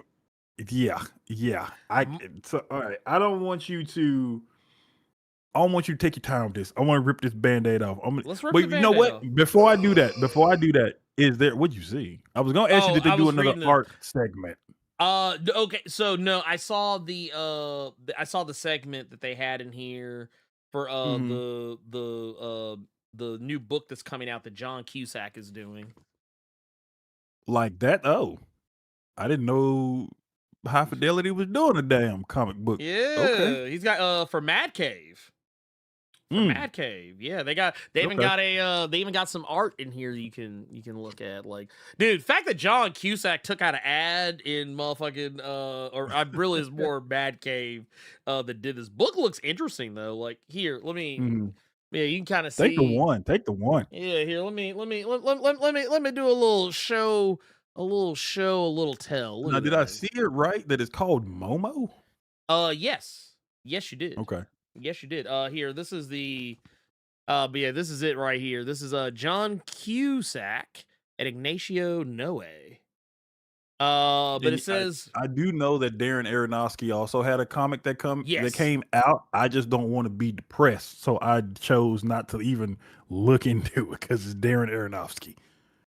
It's funny. So basically, what this thing reads as, it says, a thing is never this or that, but rather this and that. Hard to tell when one thing ends and the other begins. No one comes from touching the Mysterion unscathed. Very interesting. Very interesting. But yeah. I did not know that Thomas Jane and Mike Carey teamed up to make a comic. They Fun did? fact, Ernie, Yes. because Mike Manhattan just brought up Thomas Jane. This was something I did not know. Mm-hmm. Did you know that originally Thomas Jane was supposed to be Rick Grimes? Did not know that. Yep. He was given the role originally, and once he found out, because apparently this was during that one show we crack up off of, this is when he was doing Hung. Oh God. That they were going to make Thomas Jane Rick Grimes, but when he saw how many seasons of Walking Dead they were going to do, no, big time. Oh no. He's like, y'all ain't about to have me out here locked up. Yeah. No, not in Atlanta in the heat. Not it. No, sir. No, sir. But yeah, fun fact for you all. The Punisher was going to be Rick Grimes. That's crazy. Well, I'll tell you what, here, let's talk about so this is what we're here to do. We're here to talk about the Pull Box Power Rankings. Let's hear them. So, Let's hear hey, 'em. you know what? Here, I can actually do something that, and this will be a little bit easier. This will be a little bit easier this time around because I can do a thing. So here I'm gonna pull up. I'm gonna pull up last month so I can have it like right here in front of me, so I Yeah. can see, so I can literally be like, boom, boom, boom. What changed? What did not change? So here, let's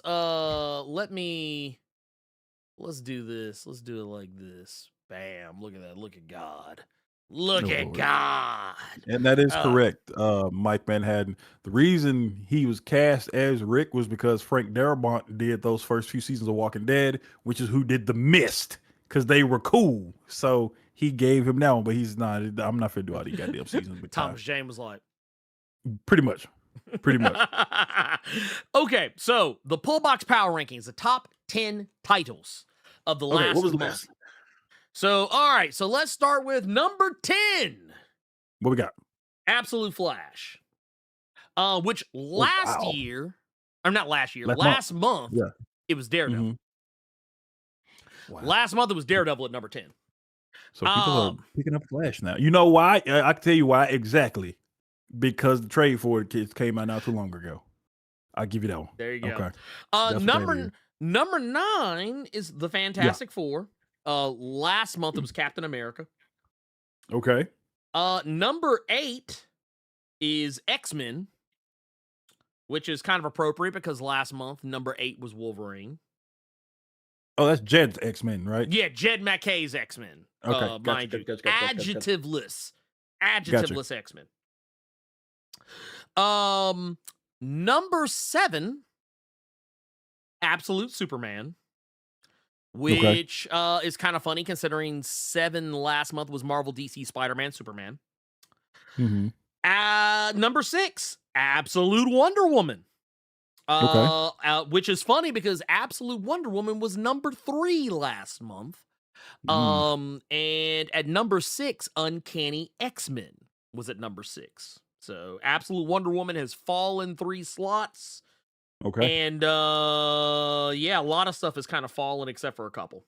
Number 5, Batman, down 1 from last month. It is in the spot that Absolute Superman originally was in. So Superman, Absolute Superman fell a couple of spots.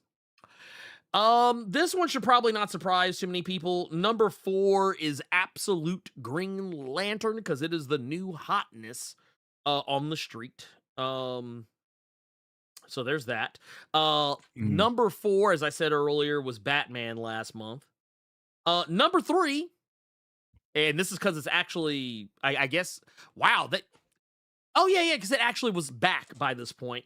Absolute Martian Manhunter at number 3. At number 2, and this one is holding strong and steady, Carter. See, this is at what cost? But at what cost? Amazing Spider-Man still in the number 2 spot because it is now a better book, but once again, at what cost? It is still holding strong at the same spot that it's been sitting in, I think, for the past month or 2. And number 1, to the surprise of no one, Absolute Batman, still in the same spot that it was. Bruce Lesnar. Bruce Lesnar. Bruce Lesnar ain't going nowhere. Bruce Lesnar ain't going nowhere. I want to see something though. I want to see something before we move on to the next part. I want to see something. Yeah. I want to see. So here's a funny thing. So 2 months ago, Absolute Batman and Spider-Man swapped places. Amazing was number 1. Absolute Batman was number 2. Okay. But Absolute Batman has been, I think, the number 1. Yeah, it has. So first issue of COMCS magazine. Yeah. It was Absolute Batman number 1, Amazing Spider-Man number 2. Issue 2 of COMCS magazine actually was Absolute Batman number 1 and regular Batman number 2. Amazing Spider-Man was like in number 6. And then issue 3, it was Amazing Spider-Man number 1, Absolute Batman number 2, and last month it was Absolute Batman number 1, Amazing Spider-Man number 2. So basically, Batman and Spider-Man Just trading. They just trading it out. Just Yeah. trading it out.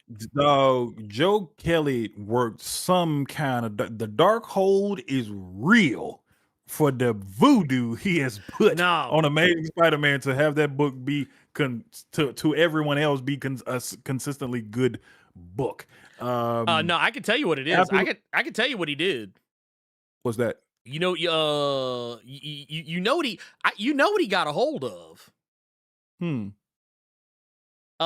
Have you seen you know what these are, right? You a damn fool. Okay. Okay. The One Wish Willow for all you Obsession fans. Let me say something real quick that kind of irks me. Let me say something that's kind of irking me. I don't mean to bring the mood down or anything like that. Apparently, Obsession has been really, really successful. It is making buku money. And the one thing that I keep seeing is that it's gonna topple Sinners as the best film and whoop. That kind of irks me, if I'm honest. Because every time you just see the little grinning little white girl on one side, then you got Michael B. Jordan smiling on the other side, it's gonna whoop Sinners. It's gonna finally topple Sinners. Why can't they just, anybody who's doing these, why can't y'all just let Obsession have its moment without having to put Sinners in it? Right. Can't it just be a fucking fantastically successful movie without having to talk about this other shit? So that's one thing that I will say irks me about that. But you saying Joe Kelly found a goddamn One Wish Willow is nuts. That shit. That got to be, well, nah, I ain't gonna say that. Well, I mean, here's the thing. Here's the thing that I need people to understand about the debate between Sinners and Obsession. Okay, one, they're both horror films, but they're also two very different horror films. One was made for $100 million. The other one was made for $750,000. Oh, see, I saw somebody say 70,000 was Obsession. I said, goddamn, that girl fell quick when Superman and Lois went under, didn't it? Goddamn. No, Obsession was made for $750,000. It was literally made for just under $1 million. And while it has made more money by now, here's the thing. It's basically all profit because which is good because I mean they kept their costs low. But the thing is, Obsession is first off, I don't like people comparing these two movies because they're not the same type of movie, like at all. They're not like take you take the horror out of it. They're two very different types of horror films. And I will tell you this: I can say one thing about Sinners that I can't say about Obsession. What's that? I didn't guess the ending of Obsession the second I started it. Or rather, I didn't guess the ending of Sinners. You didn't guess the ending of Sinners. The second I started it. So, like Obsession, I clocked Obsession's end. Like, by the time I got to the end of Obsession, I was like, oh, okay, I was right. And I don't mean like, oh, I saw, like, no. I went into Obsession largely cold. Like, that was it. But the second I realized, like, okay, all right, he's going to make, this is what he's going to, all right, cool, bet. All right, bet. All right, listen, anyway. I want to get back to that top 10 pool because the one thing I always have to say, because there's somebody always in the chat that's saying somebody's getting paid for these books to be on this list. The pool box, those top 10 are because that's what y'all asses is doing. So Absolute Flash being on there, okay, that trade just came out not too long ago. Absolute Green Lantern being on there is cool just because I said it to someone recently on Threads when they were praising that book, and I'm like, well, if we can keep it a buck, Absolute Green Lantern didn't get good until the second arc, and it's just been consistently good since that point. That first arc was that was some work to get through to get to the second arc.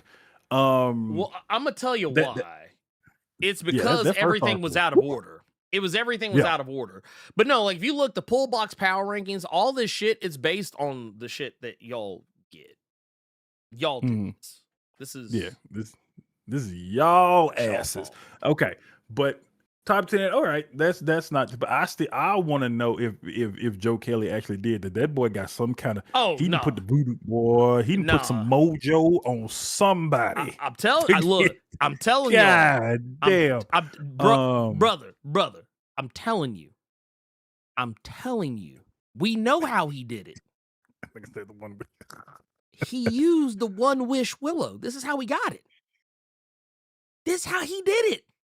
That's how he did it. Christ. But no, let's get back to the. Let's go to the next Yes, let's get segment back to of the pull box power rankings. Mm. We got top 10 publishers. Let's do these top 10 publishers Top right 10 quick. publishers. Let's hit it. Let's hit it. So I have got here. Here, and I'm gonna pull this up just because I want to make sure I have this handy so I can have notes. Yeah. Number 10. Mm-hmm. Oni Press was not, I repeat, was not on the power rankings last month. Matter of fact, here, I'm going to pull this up so we can have this ready. I just want to have it here just so y'all can know. What I have up on the screen is not this month. What I have on the screen right now is last month. Or actually, no. Correction. Actually, correction. I am mistaken. I actually have up the month before that. So here, let's do this. Oh, okay. Oh, so you know what? Valiant at number 3,412.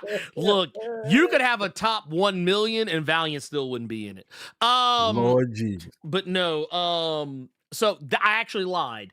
Oni Press was on for last month. So they are back, though they are still holding strong at the number 10 position that they held the previous month. Number 9, Mad Cave Studios, who has fallen a spot, but they're still in the number 10. They're still in the top 10 though. Mad still Cave top is 10. doing their thing right now, man. Hey, I love me some Mad Cave. It's gonna sound terrible. Some of my favorite books are by Mad Cave. But no, number 8 is Titan Comics, who also fell one spot. You know, as you can see, Titan was number 7 the week before. Dark Horse Comics, who was number 9 last month, they have risen to number 7. Boom Studios still holding strong. The house that Erica Slaughter built is still holding strong at number 6.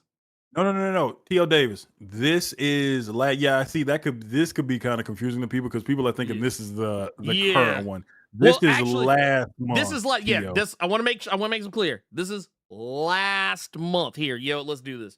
Let's do this because I don't want there to be any confusion. I don't want anyone to think that something is not what it is. Here, so let's do this.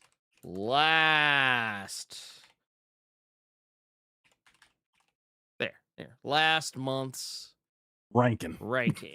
There we go. Let's see. Let's bring that down, and then here we'll just put it there. All right, there you go. Okay. No confusion. No confusion. I don't want anybody to be confused.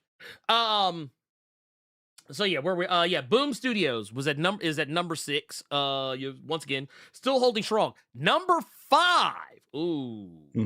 Number 5. IDW. They have fallen one slot. The house that the Ninja Turtles and Godzilla are still building. They are like that school is going to be finished, I promise. Damn, and they went down and they just had every first arc of the Godzilla trades come out. Yep. Like this week or the week prior. Yes, too. it was. They've because I saw all of so Godzilla Escape the Dead Zone, Godzilla's or Starship Godzilla, all that stuff is out in trade. As a matter of fact, I might be mistaken. I think they just wrapped up another arc of Godzilla, like just in single issues. So I mean, it's still building. So yeah, IDW, they fall in one spot, but that's okay because Dynamite took their place. They actually traded places with Dynamite. Dynamite at number 5 last month. Now. They have moved up to number 4. The house that the Thundercats built, or as Declan Shalvey will say, Thundercats. The Thundercats. Yes, Dynamite is up, which, to be fair, lots of good Thundercats. That Thundercat Silverhawks crossover is eating. Mhm. Gargoyles is coming back. They've got was it Vampirella and Witchblade? I think it was the one that's Mhm. coming up now. And then Okay. they've got a ton of stuff. Dynamite is out here eating right now. Don't also Mhm. Ursula, the Ursula series and the Gaston series have been doing very well to my understanding. And Lion King, I think, is back up and running as well. So it's been good shit all across the board. Now number 3, still at number 3, because they put the big 3 in the big 3. They put the 3 in the big 3 is Image Comics.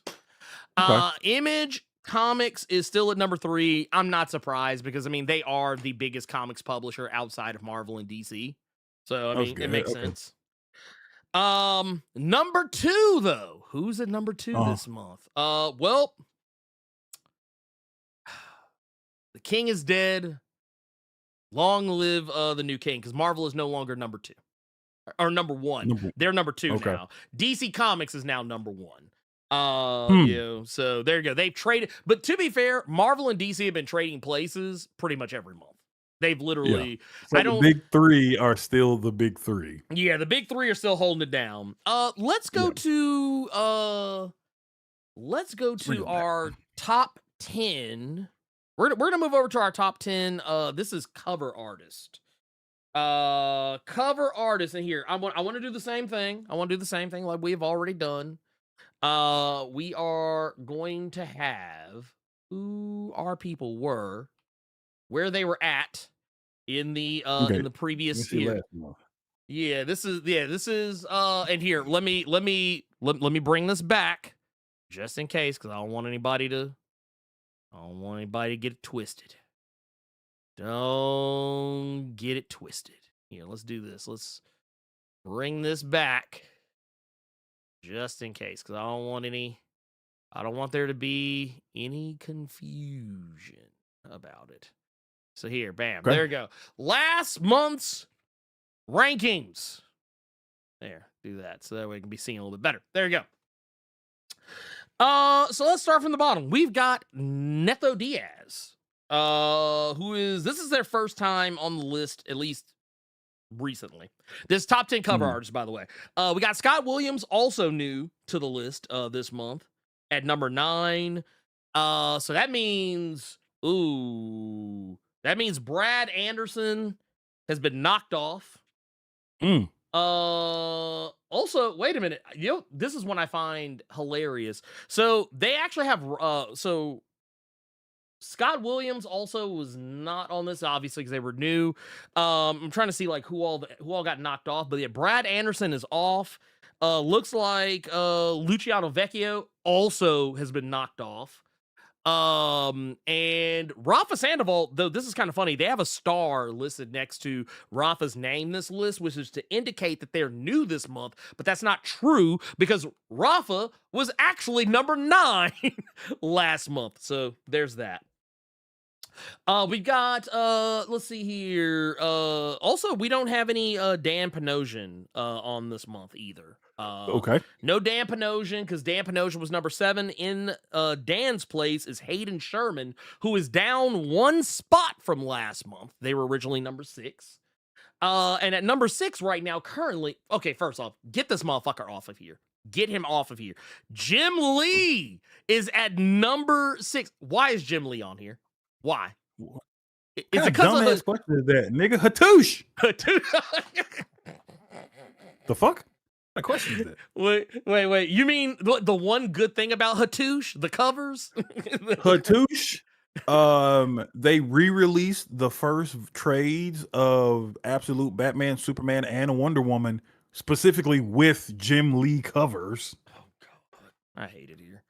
Yeah. Well, so here, let's see. That's where we're at right now. So yeah, let's take it So up a yeah, notch. let's see. Let's do last month. We can just name off last month, and then we can. Well, we got Okay. Dan Mora, who's at number 5. At- He's down 3 or down 2 rather. Damn. which is weird considering the other people that are on here. I'm like, dude, how did he fall? Jorge Jimenez is at number 4, but that's where he has been. He's been Okay. holding steady as per usual. Then at number 3, we got David Nakayama, who has fallen one spot he went from down number one. 2. Okay. But guess who took his place at number 2? Who's that? Javier Rodriguez. Putting Javier some Rodriguez, respect on Absolute Martian Manhunter. Okay. which I'm not gonna hold you, like Okay. not to downplay anyone's abilities, but I just find it funny that like it's the people with the most simplistic art styles that are at the top, because Nick Dragata still at number 1. Still at number 1. Crazy. Honestly, Also- I think it has a lot to do with, and I don't mean for this to sound a certain way, Mhm. but your casual comic book fan, I guarantee you did not know who the fuck Nick Dragata was. And now that they're Probably reading didn't. Absolute Batman, now that he is just the greatest thing ever. Because I think a lot of the casual fan, they don't know what the fuck East of West is. They don't know what Right. a lot of other books Nick Dragata has done. They know Absolute Batman, and now that they have Yeah. Absolute Batman, he is the greatest. He is the guy. I think that's what that is. Yeah, I could see that. I could see that. Man, this is a weird one. I don't know if somebody fell asleep at the wheel or what, but Okay. but here I'm gonna pull this up. Yeah, like I said, once again, we're talking about we're talking about last month here. Okay, so What is this? number 10 for top 10 interior artists, Dan Oh, Mora. interior. Yeah, this is for interiors right here. Dan Mora down 1 from Damn. last month. He was at number 9. He is now at number 10. Yeah, dude, he just keeps falling. Though, you know Okay. this also means Mike Spicer got knocked out, which I thought was really funny considering Mike Spicer is a colorist, not an artist. I mean, maybe he does do art, but they put his Absolute Batman annual image up, and I'm like, I mean, he colored it, but he didn't draw it. I mean, Okay. I don't know. I think someone just was drunk. I think someone was drunk when they put this together. Anyway, Scott Williams, who was number 9 on cover artist, is now number 9 in interior artist. Okay. Which I'm assuming that they have been working on Amazing Spider-Man lately or something of that magnitude, because that's the image that they keep putting up. They keep putting up Amazing Spider-Man related shit. So, Jim Lee, God, can we stop? Can Jim Lee be retired, please? Can we retire him from this shit? Hattush is not that flat good. out. This just flat out said he's better on covers than them interiors, because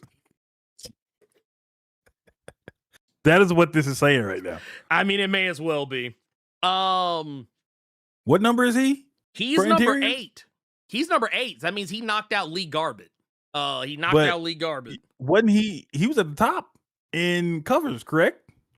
He was in the top. He was number 6. He was in number 6. So yeah, we said you're a better cover artist Yeah. than them goddamn interiors. He's like, you 2 spots lower on these interiors, Pimpin'. We need Your you. covers are still goated, but we had the misfortune of reading Hattush, and we saw how them interiors looked. He's dog. like, But okay, keep going. Hattush Keep going. ain't That's it. That's what that's saying. That's what Yeah. that's saying. Oh no, 100%. Netho Diaz, who's new this month on interiors. Netho's been doing solid work over on Adjectiveless X-Men. Okay. We've also got Rafa Sandoval at number 6, who is still holding very strong. Also, I do find it funny, Netho knocked out Pepe Larraz. That's hilarious to me. Wow. We got Rafa Sandoval's holding strong at number 6. Hayden Sherman, who Ooh. is down. This is Hayden's at number 5. So Number 3. yeah. So yeah, they were number 3 last month. They've been dropped to number 5, and this is what knocked out Luciano Vecchio. Ryan Sook is still sitting strong at number 4. And Raphael, I think they misspelled old boy's name. Is Raphael Albuquerque is at number 3. No Sana $5 Taka. super chat. $5 super Oh. chat from Benjamin Loudly. If John Romita Jr. can't put the pencil down, you know Jim Lee sure as hell Oh won't. man. Hey, y'all leave John Romita Jr. alone with the Kanye Shrug Spider-Man variant. Y'all leave that man be, dog. Let him have his Kanye. You don't know. Hey man, don't do him like that. Don't do him like that. Also, can we get a little shout? We got a little shout here too for for Screwface Capone with a 5. Says I hate folks who just use one movie, video game, or other fictional work just to bash another. It's always this destroys the woke industry. No, they do that shit a lot. Everybody thinks that, like, what was the movie that they said was gonna be the movie that the Daily Wire's making is supposed to be their Sinners killer? The one that Jonathan Majors is on. I just know he failed during production. That's all I know about that movie, dog. I don't know. And honestly, that's all you need to know. That's all that is all you really need to know. But no, anyway, going back to here, there we go. Bam. Raphael Albuquerque at number 3. And this, oddly enough, Ed McGuinness has been knocked completely off the list. Ed McGuinness was number 2 last month. Javier Rodriguez is at number 2, not only for cover artists but also interior artists. For Absolute Martian Manhunter. So yeah, this month, and literally, I love how Javier just came. I'm not gonna hold you all. I call bullshit. I call bullshit on how they do these rankings. Actually, I do now call bullshit. I'm sorry, but it's like I feel like they just copy and pasted some shit over here, because some of this shit's kind of, I don't know, it's looking suspect. But anyway, and Nick Dragata is still he was new to the number 1 spot last month. He is still holding firm in the number 1 spot as of this month. And then that is going to get us to my personal favorite category. And that is going to be the top 10 writers for this month. So let's go ahead and start with let's see the fuckery we got here. We've got let's see, Pornsak Pecheshtoch. I always fuck up dude's last name. But yeah, He's number 10 this month. yeah, he's number writer? 10. Yep. Okay, so they putting respect on Absolute Green Arrow. Okay, Yep. that's all that is. Okay, And he once again taking James Tynan IV's number 10 spot from last month. Jason Aaron is still holding strong at number 9, which is, he was down the month before, but he's still at number 9. Joshua Williamson. Joshua Williamson has taken Matt Fraction's spot at number 8. Okay. And Ryan North, which, by the way, Joshua Williamson is new to the list this month, as is Pornsak. Number 7, Ryan North, taking Kelly Thompson's spot. Kelly Thompson was at number 7. Ryan North has just said, scoot on over is my spot. That means we've got Jed McKay, also new this month, taking Al Ewing's spot. I'm not mad at that. I'm not mad at it either. It just is what it is here. Al Ewing had to get bumped. I feel like he's been too high for a minute, but let's keep going. Yeah, you ain't wrong. You ain't wrong.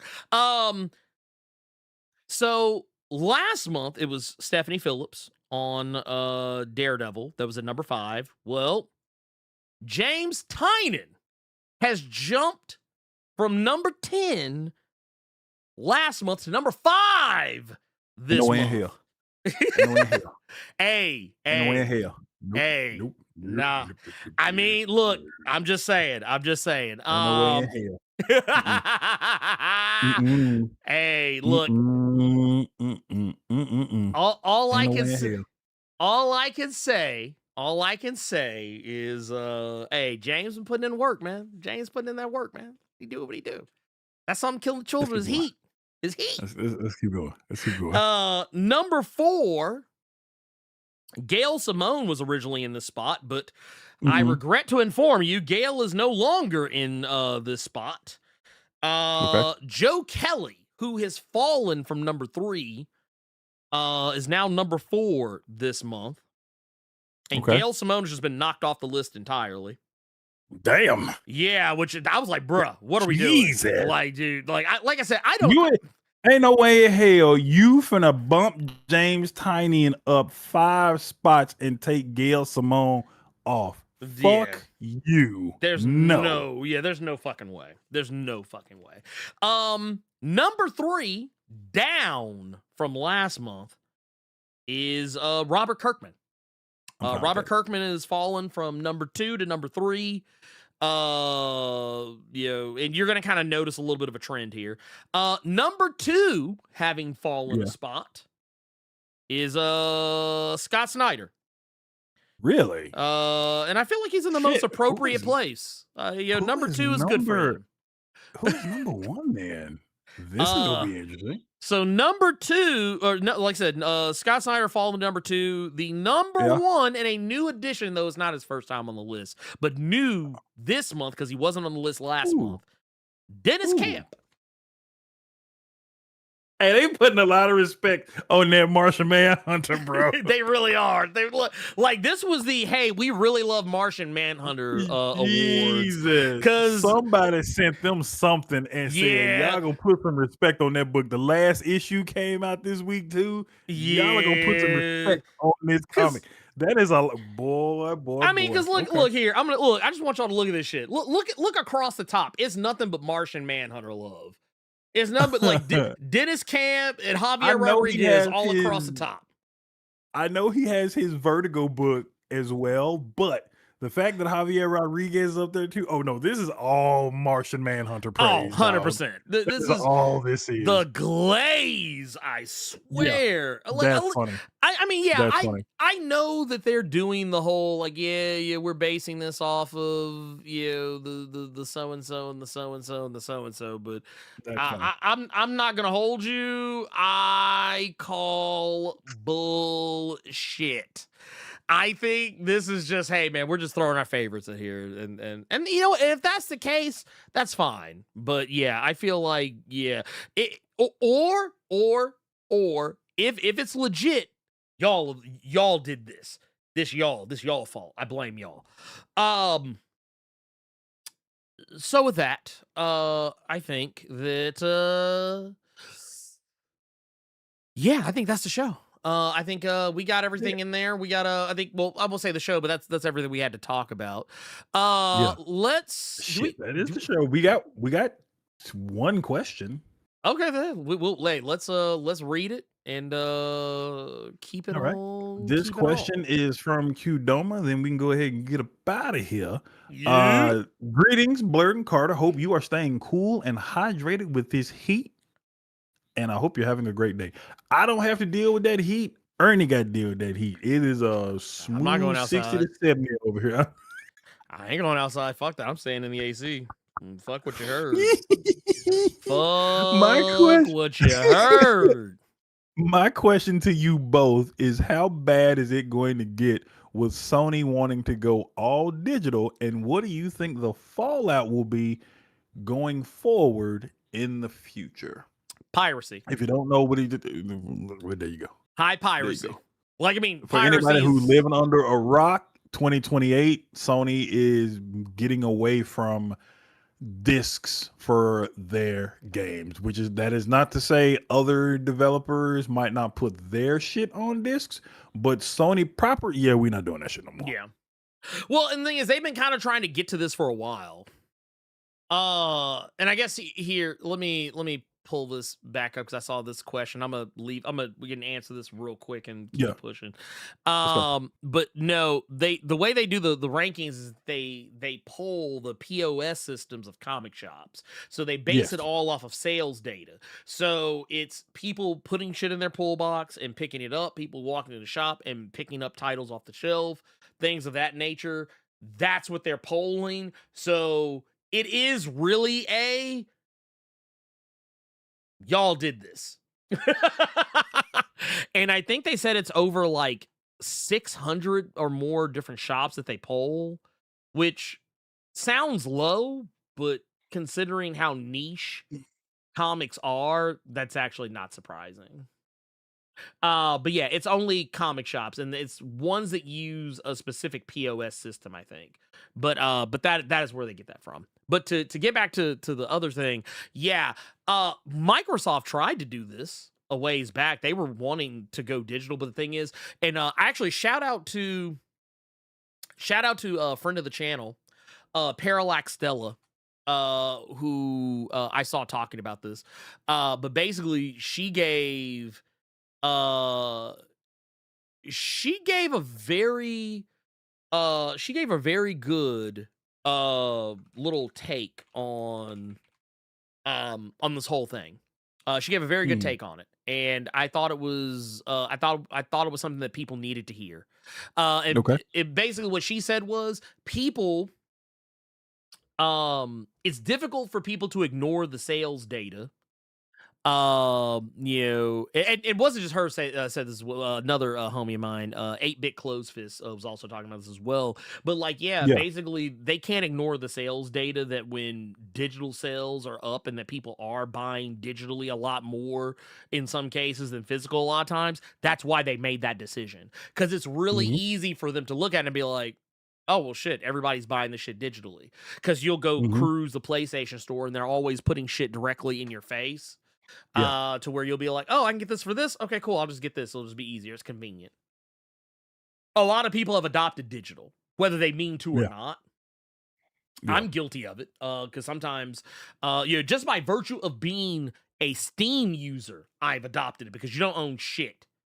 You have the game, but like you don't have it physically. You have a digital copy of the game. PC gaming is actually a lot of to blame for this because PC got away from physical releases a long time ago.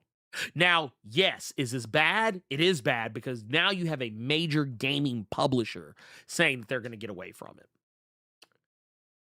It didn't really affect PC. If anything, it actually helped PC because Steam, because of the virtue of doing things digitally, they can just get away with like being like, yeah, man, we're just gonna put shit up for crack prices like 3 or 4 times a year. And yeah, we're gonna make all that money just off of that. But for console gaming, I do think it's a little bit of a red flag because you're basically fuck GameStop. I know I've seen a lot of people make jokes about GameStop. I don't want to be the bearer of bad news. GameStop stopped making money on trade-ins a long time ago. They've moved on to other shit. They're not a GameStop is kind of a misnomer. They're not even really a game store anymore. They focus on like phones and tablets and shit like that. So that's not the slam dunk a lot of people think it is. Plus, I think a lot of the people that are complaining about, not saying all, but I think a few of them that do buy digital that are frustrated that they're moving away from disc. I think those people, they don't even buy physical. They just wanted the option. And now you're taking that option away. So now I'm mad. Even though I was buying digital any motherfucking way. Right. I don't like that you took something from me, even though I wasn't using that thing. But you are right. Steam is a lot of it. The Epic Game Store, whether you all complain about the Epic Game Store or not, they're giving you free games every week. And all you get to do is hit add to library and you're playing them. You don't own those games. So if the Epic Game Store goes under, that whole list of hundreds of games that your ass ain't never played is going to be good and gone. So, I mean, I see both sides. But again, there was a percentage that came out that was like 85 to like 93% of people are digital now. Yeah. Now that's still a 7% that's unaccounted for that might still buy these systems and buy physical. But I mean, hey, it's a dying thing, just like CDs were a dying thing, just like, and everybody went to fucking Spotify except for me. I still have my iPod. I'm adding songs on as we speak. But We gonna see. We gonna see if this actually yeah. kills console. We gonna see. We gonna see. I doubt it. So because it's not going to kill it. It's not going to kill it. I can tell you it's not. It's too many people with Roblox and Fortnite for their kids and shit buying all the goddamn little in-game credits and stuff like that. Like, bro, it's one of them ones where the people I think this may affect, they shouldn't even be. And I know I'm gonna get some flack for this one. The people that this could affect, they shouldn't even be really focused on this in the first place, because y'all got a lot of other shit y'all need to be worried about. You shouldn't be worried about $500, $600, $700 goddamn consoles like these PS5s and Xboxes and shit like that, dog. Lord Jesus, if you one of them motherfuckers that's actually wasting money on a Steam machine. But wait. Man. A system that can't even that can only do 30 F. Wait, what is it? Mighty Keith says F puss can only do 30 F puss. But I mean, this did put what this did do, I think, is put a foot in the ass of people who do want certain things physical. I mean, it helped me out. I'm hoping, my fingers are crossed, that Control Resonant gets a physical release, because this is just putting more of a foot to put the ass to me to like, okay, I got to get that, because I did want Alan Wake 2 as a physical, but it was like a limited thing. But I'm really hoping Control Resonant comes out physically, so because I want that. And I think with a lot of people, like myself included, the games I have physically, those are the ones that like I really, really fucking liked, with the exception of Tears from the Kingdom. I ain't even finished that goddamn game, but I'm still staring at Ganon.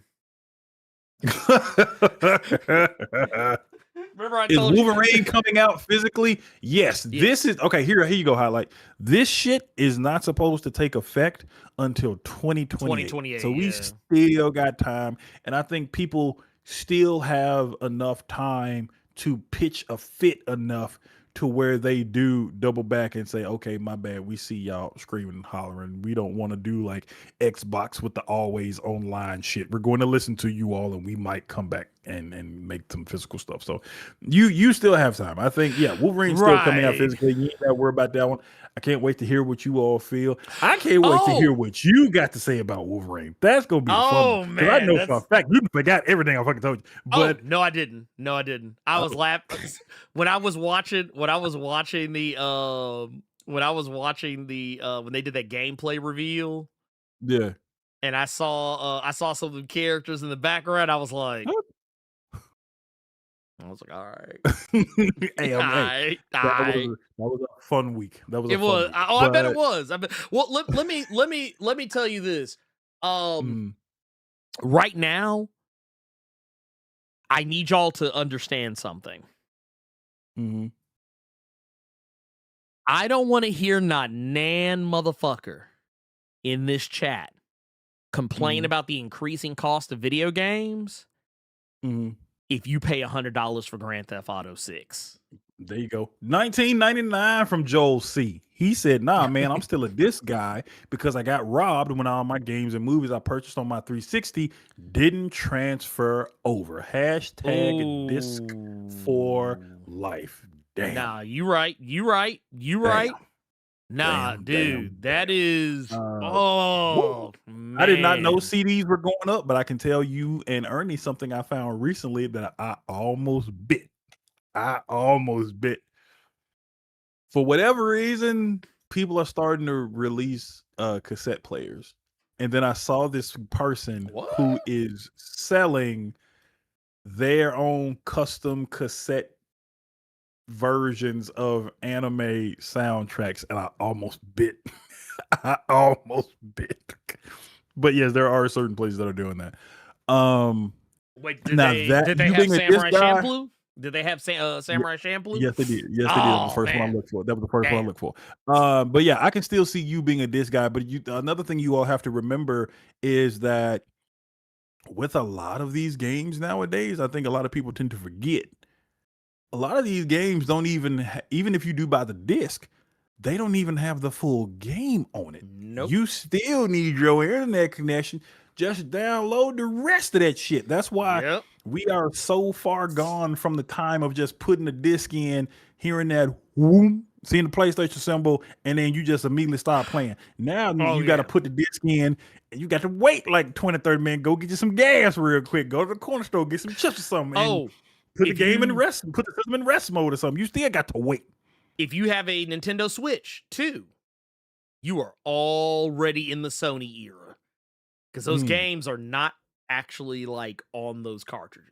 On them little ass cartridges? Yeah, they're not. Like you might have some of it, like what Carter was saying, but like in a lot of cases, you're actually downloading the rest of the game. See, so this is what they did, and I need people to understand this. The gaming industry has frogged you. They have frogged you, and if you don't know what I mean is you'll know the analogy of the frog in the boiling water. They put you in the pot with the water while it was cold. So you like, oh, this is cold water. And they just slowly turn the heat up on your ass and you don't even realize you're being cooked. That's how they've gotten you. The shit that Sony's doing, this isn't some new revolutionary thing that they're starting to do. This is some shit that they have actually been starting for a long time. Steam was already doing it long before Sony even thought about it. They were already hitting you with that, hey, we're going to put some of the shit on the disc, but we're going to make you have to download. They've been doing that shit for a long time, and they've just been doing it more and more and more and more. They've just been doing it quietly. So you don't notice. So that way, when they go like, hey, we're just not putting physical games out anymore, you're going to be like, wait, what? Where this come? It's like, they were already doing it to you. They got y'all's asses. They got y'all. And the thing is, all this is going to do is increase piracy. That's all it's going to do. And then they'll course correct from that. They'll be like, oh, shit. No, what they'll do is they'll try and figure out a way to combat the piracy first. They'll probably try one or two different things. And then that shit is going to piss off. Whatever it is going to be, it's not going to be an inconvenience to the pirators. It's going to be a inconvenience to the people who are actually buying the games. They'll complain, they'll walk the shit back and do something kind of more like less intrusive, and then ultimately just say, maybe we should roll back some of these bad ideas if they choose to do that. And then they'll just wash, rinse, repeat. It's like every bad idea that Sony and Microsoft have ever put forward that's been met with controversy, they always end up walking that shit back, and then they'll come back later and be like, well, we waited a few years. Let's try it again and see what they do. Because they think that you don't remember. Also, we got Ralph Bayer with the 10 euros. Says happy July 4th. Thank you. I haven't said anything so much about 4th of July. I was just going to let my shirt do the talking for me. This is the only 4th that I celebrate is at the Baxter building. Like some of y'all follow me on Threads. You probably saw me say it yesterday. Y'all niggas ain't got nothing to celebrate. Y'all niggas ain't got nothing to celebrate. Just saying. That said, thank you. I will be celebrating not so much the 4th of July today, but I will just be celebrating spending time with my family. That is what I'm going to be doing.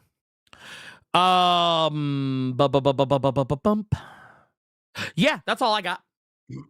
That's all I got. All right. Wait, what's this? This is hilarious. They're gonna bring back that you wouldn't download a car ads. I would if I could. What the hell? No, remember when piracy was kind of first popping off, they would come up with these ads like they would put in front of movies and stuff. Like they would try and shame people. Like this, and this is the thing I thought was really silly. Because you know who they did it to the most? They did it to the people who were buying the product. Because, like, do you remember when you would sit in the movie theater and sometimes they would have those ads talking about how, like, oh, you're taking food out of the mouths of, hardworking people who maybe... It's like they would play those ads in the movie theater. It's like, motherfucker, I bought a ticket. Y'all didn't put this shit in front of the... Stuff like that is always so stupid and such a waste of time because, okay, first off, somebody who's pirating the movie, they're not going to put that part in the pirated version of the movie, so no one is actually going to see it that you actually need to. Anyway, I don't know. Anyway, let's see. What do we got here? I'm scrolling back to see if... Good, big dog.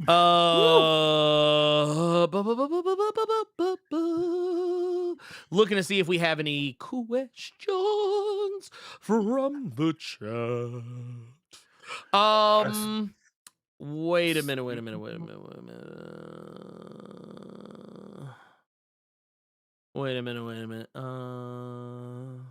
Ooh, yeah, this is one for you.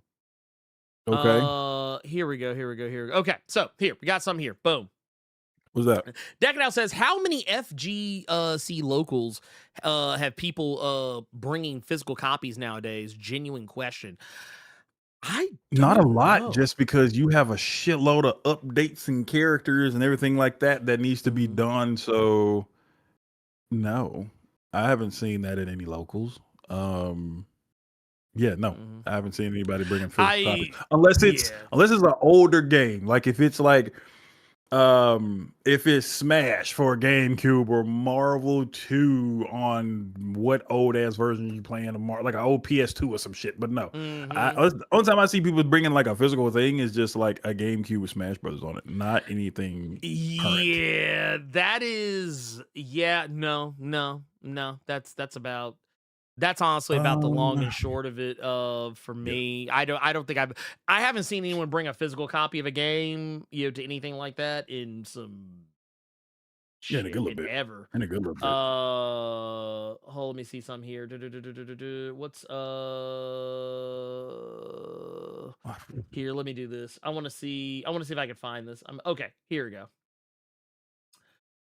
We got one here. Says Carter, since you said that, I've been getting the iPod error when I'm trying to download from my audio files. Have you had that error? No, I have not. I don't have, like, this is the main desktop that I have. I do not have iTunes on it. I have iTunes on an old laptop I got from Rent-A-Center in 2014. Damn. And I have not updated that computer like that. I have not updated. I think I updated iTunes maybe one time, but no, I have not had that error. I had to reset my iPod recently because I had Rockbox on it. And then I flubbed up one day and I had to restore everything back to factory settings. So I just left it as such. But no, I haven't. Yeah, that's been a pain in the ass. I had 1,500 songs and I couldn't remember all of them. So now I'm back down to like 736. I have a sticky note here of songs I need to add back to that fucking iPod. But no, I haven't had that error. I haven't had that error at all, honestly. There's one more question that I see. And then I think we can get that one out the way real quick, real fast, and get up out of here. Yeah, from Ralph Bayer regarding the Blade game announcement. Have you all talked about it on stream, Ernie or Carter? No. If you don't know what he's talking about, Xbox has a lot of their game dev studios that they might be taken out back, and Arcane Leon might be one of them, which is kind of surprising to hear since people were complaining that there hadn't been any news on that Blade update since its initial announcement. And I think he was like one of the animators or designers of the game went out on Twitter and told everybody, just let us cook.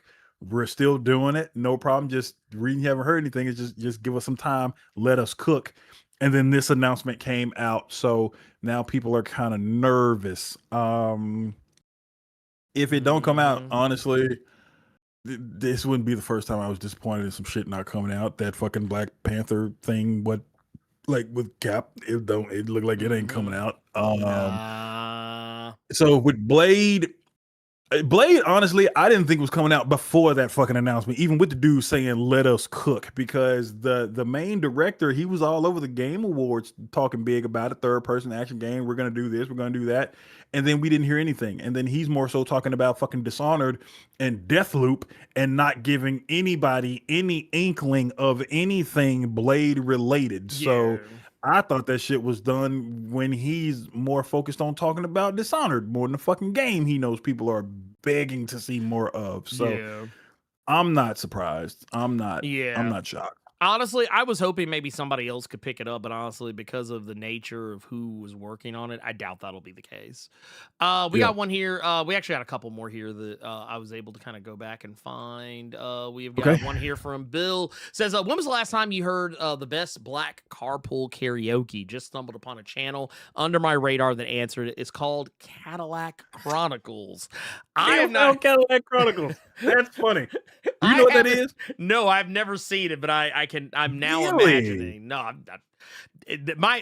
okay. So I'm assuming it's a YouTube channel. So I found it from IG. That's how I found it, because Okay. they do a lot of them on IG, and it's exactly what the fuck you think it is. It's somebody whipping a drop top Cadillac down while somebody is performing. I've seen 8 Ball and MJG do it. I've seen Juicy J and Project Pat do it. Damn. The most recent one that everybody is like, why is this motherfucker on here, is Columbus Short. The motherfucker from Stomp the Yard. He's a singer, apparently. And it was funny because he was singing one of the songs he did from Cadillac Records, but nobody caught it. But yes, that's what Cadillac Chronicles is. If you all don't know, look that up. It's pretty funny. It's literally 2 Chainz has done one. The 8 Ball and MJG one was pretty funny. But yeah, it's literally like that motherfucker is cruising around and with the little mixer and everything. And they just hitting old hits out here. So yeah, I ain't mad at that. I'll have to check that out. Like it sounds like, for those who don't know, my YouTube algorithm and my, well, for one, if we don't want to talk about my IG algorithm. Y'all don't want to know about that. There is no God there. There is no God there. But no. If it were YouTube, my algorithm is literally wrestling, art, horror movie trailers, and politics. That's it. Like if I were to scroll my YouTube algorithm, you would just see, like, it would just be nothing but wall to wall. It'd be wrestling video, politics, horror movie. Like it would literally be all it would be. Because I don't watch shit else on YouTube. Oh, and the occasional fail army video, because I like laughing at people falling.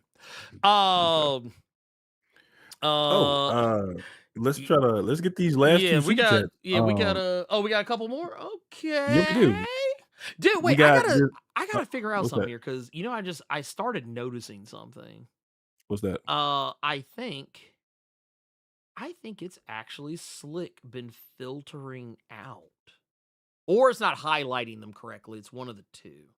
But I've been noticing I haven't been able to find like super chats in like the doc like I've normally. I can find them like in the actual chat, but like the doc that I have in OBS are not showing up. But that's neither here nor there, because so go ahead and hit us. First one we got is from Joel C with the 1999. He said, on this 4th of July, I want to salute you and Carter for making a space for us Blerds. Feels good to know there is a space for us. We are happy that you are happy, Joel C. Thank you for that 1999. And then Fabric with the $2 saying your mother is coming out 9/16/26. I don't like the title, but that movie is getting watched. I think it is hilarious that the original 2 people behind the Blade movie have done a whole separate movie before we found out anything about the Blade movie.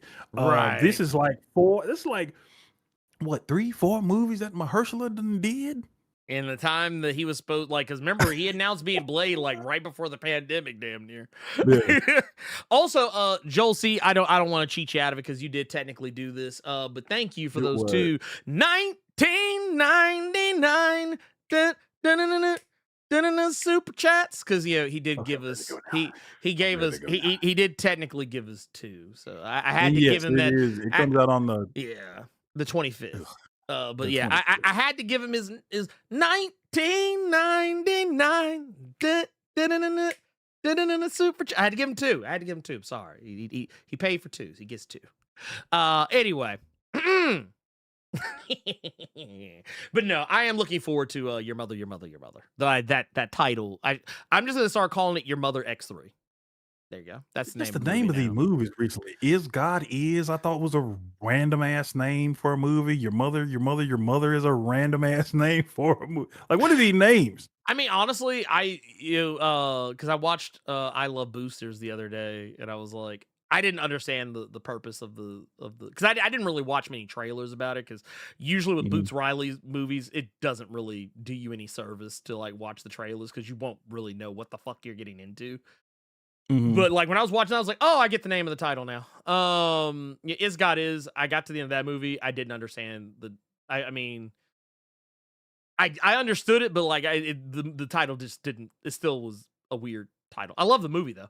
And yeah, I mean, I get it. It's kind of like with black movies. Black movies have a similar problem that anime and manga have right now. Where black titles, it's always, or not always, but like it'll be some really wild shit that's like it's very cultural, definitely. It's within the culture, but like it's like an extra ass title. But then like with anime, it's like everything is a sentence. That time I was reincarnated as a slime. Or the time I met you behind the convenience store, or shit like that. Anyway, we got another one here. This is Flominum hitting us with the $5 Canadian. Says for the one wish Willow joke. Hey, I'm just saying, man. It's real, man. It's real. Also, I did learn something very interesting about that movie. Did you know, Carter, that the scene at the beginning, or not the beginning, but kind of close to the beginning, where old boy and the young lady, when they're like interacting in the car, did you know that's two separate versions of the take split up and mashed together? Yeah, basically what they did, they did a take where it was obvious that she liked him before everything, and they did another one where it was kind of clear that there was nothing there, and they mixed them together to make the whole thing more ambiguous as to whether she would or would not. Also based on the fact that the two people had never met prior to them literally getting ready to act out that part. So it was all done on purpose to make their chemistry or lack thereof be more obvious. But yeah, it was good shit. Love it. Might actually watch that again. It was a fun movie. Yeah, I'll never. Also, funny thing, there's a rumor about a twist that happens, not like the main plot, but like there's a character in the movie that switches somewhere towards the end, and it's there's an interesting fan theory about that character that I'll tell you when we're no longer live. But no, let's get on up out of here. I've had my fun. I'm gonna go do something not typical of 4th of July. Everybody, go enjoy yourselves. Don't blow off your fingers with any fireworks. Go barbecue some good shit. And fight the patriarchy and fuck the government. And for that being said, I want to go back to an oldie but a goodie. For Carter Presents, I am the Blerd without fear, and Donald Trump. We coming for you, nigga.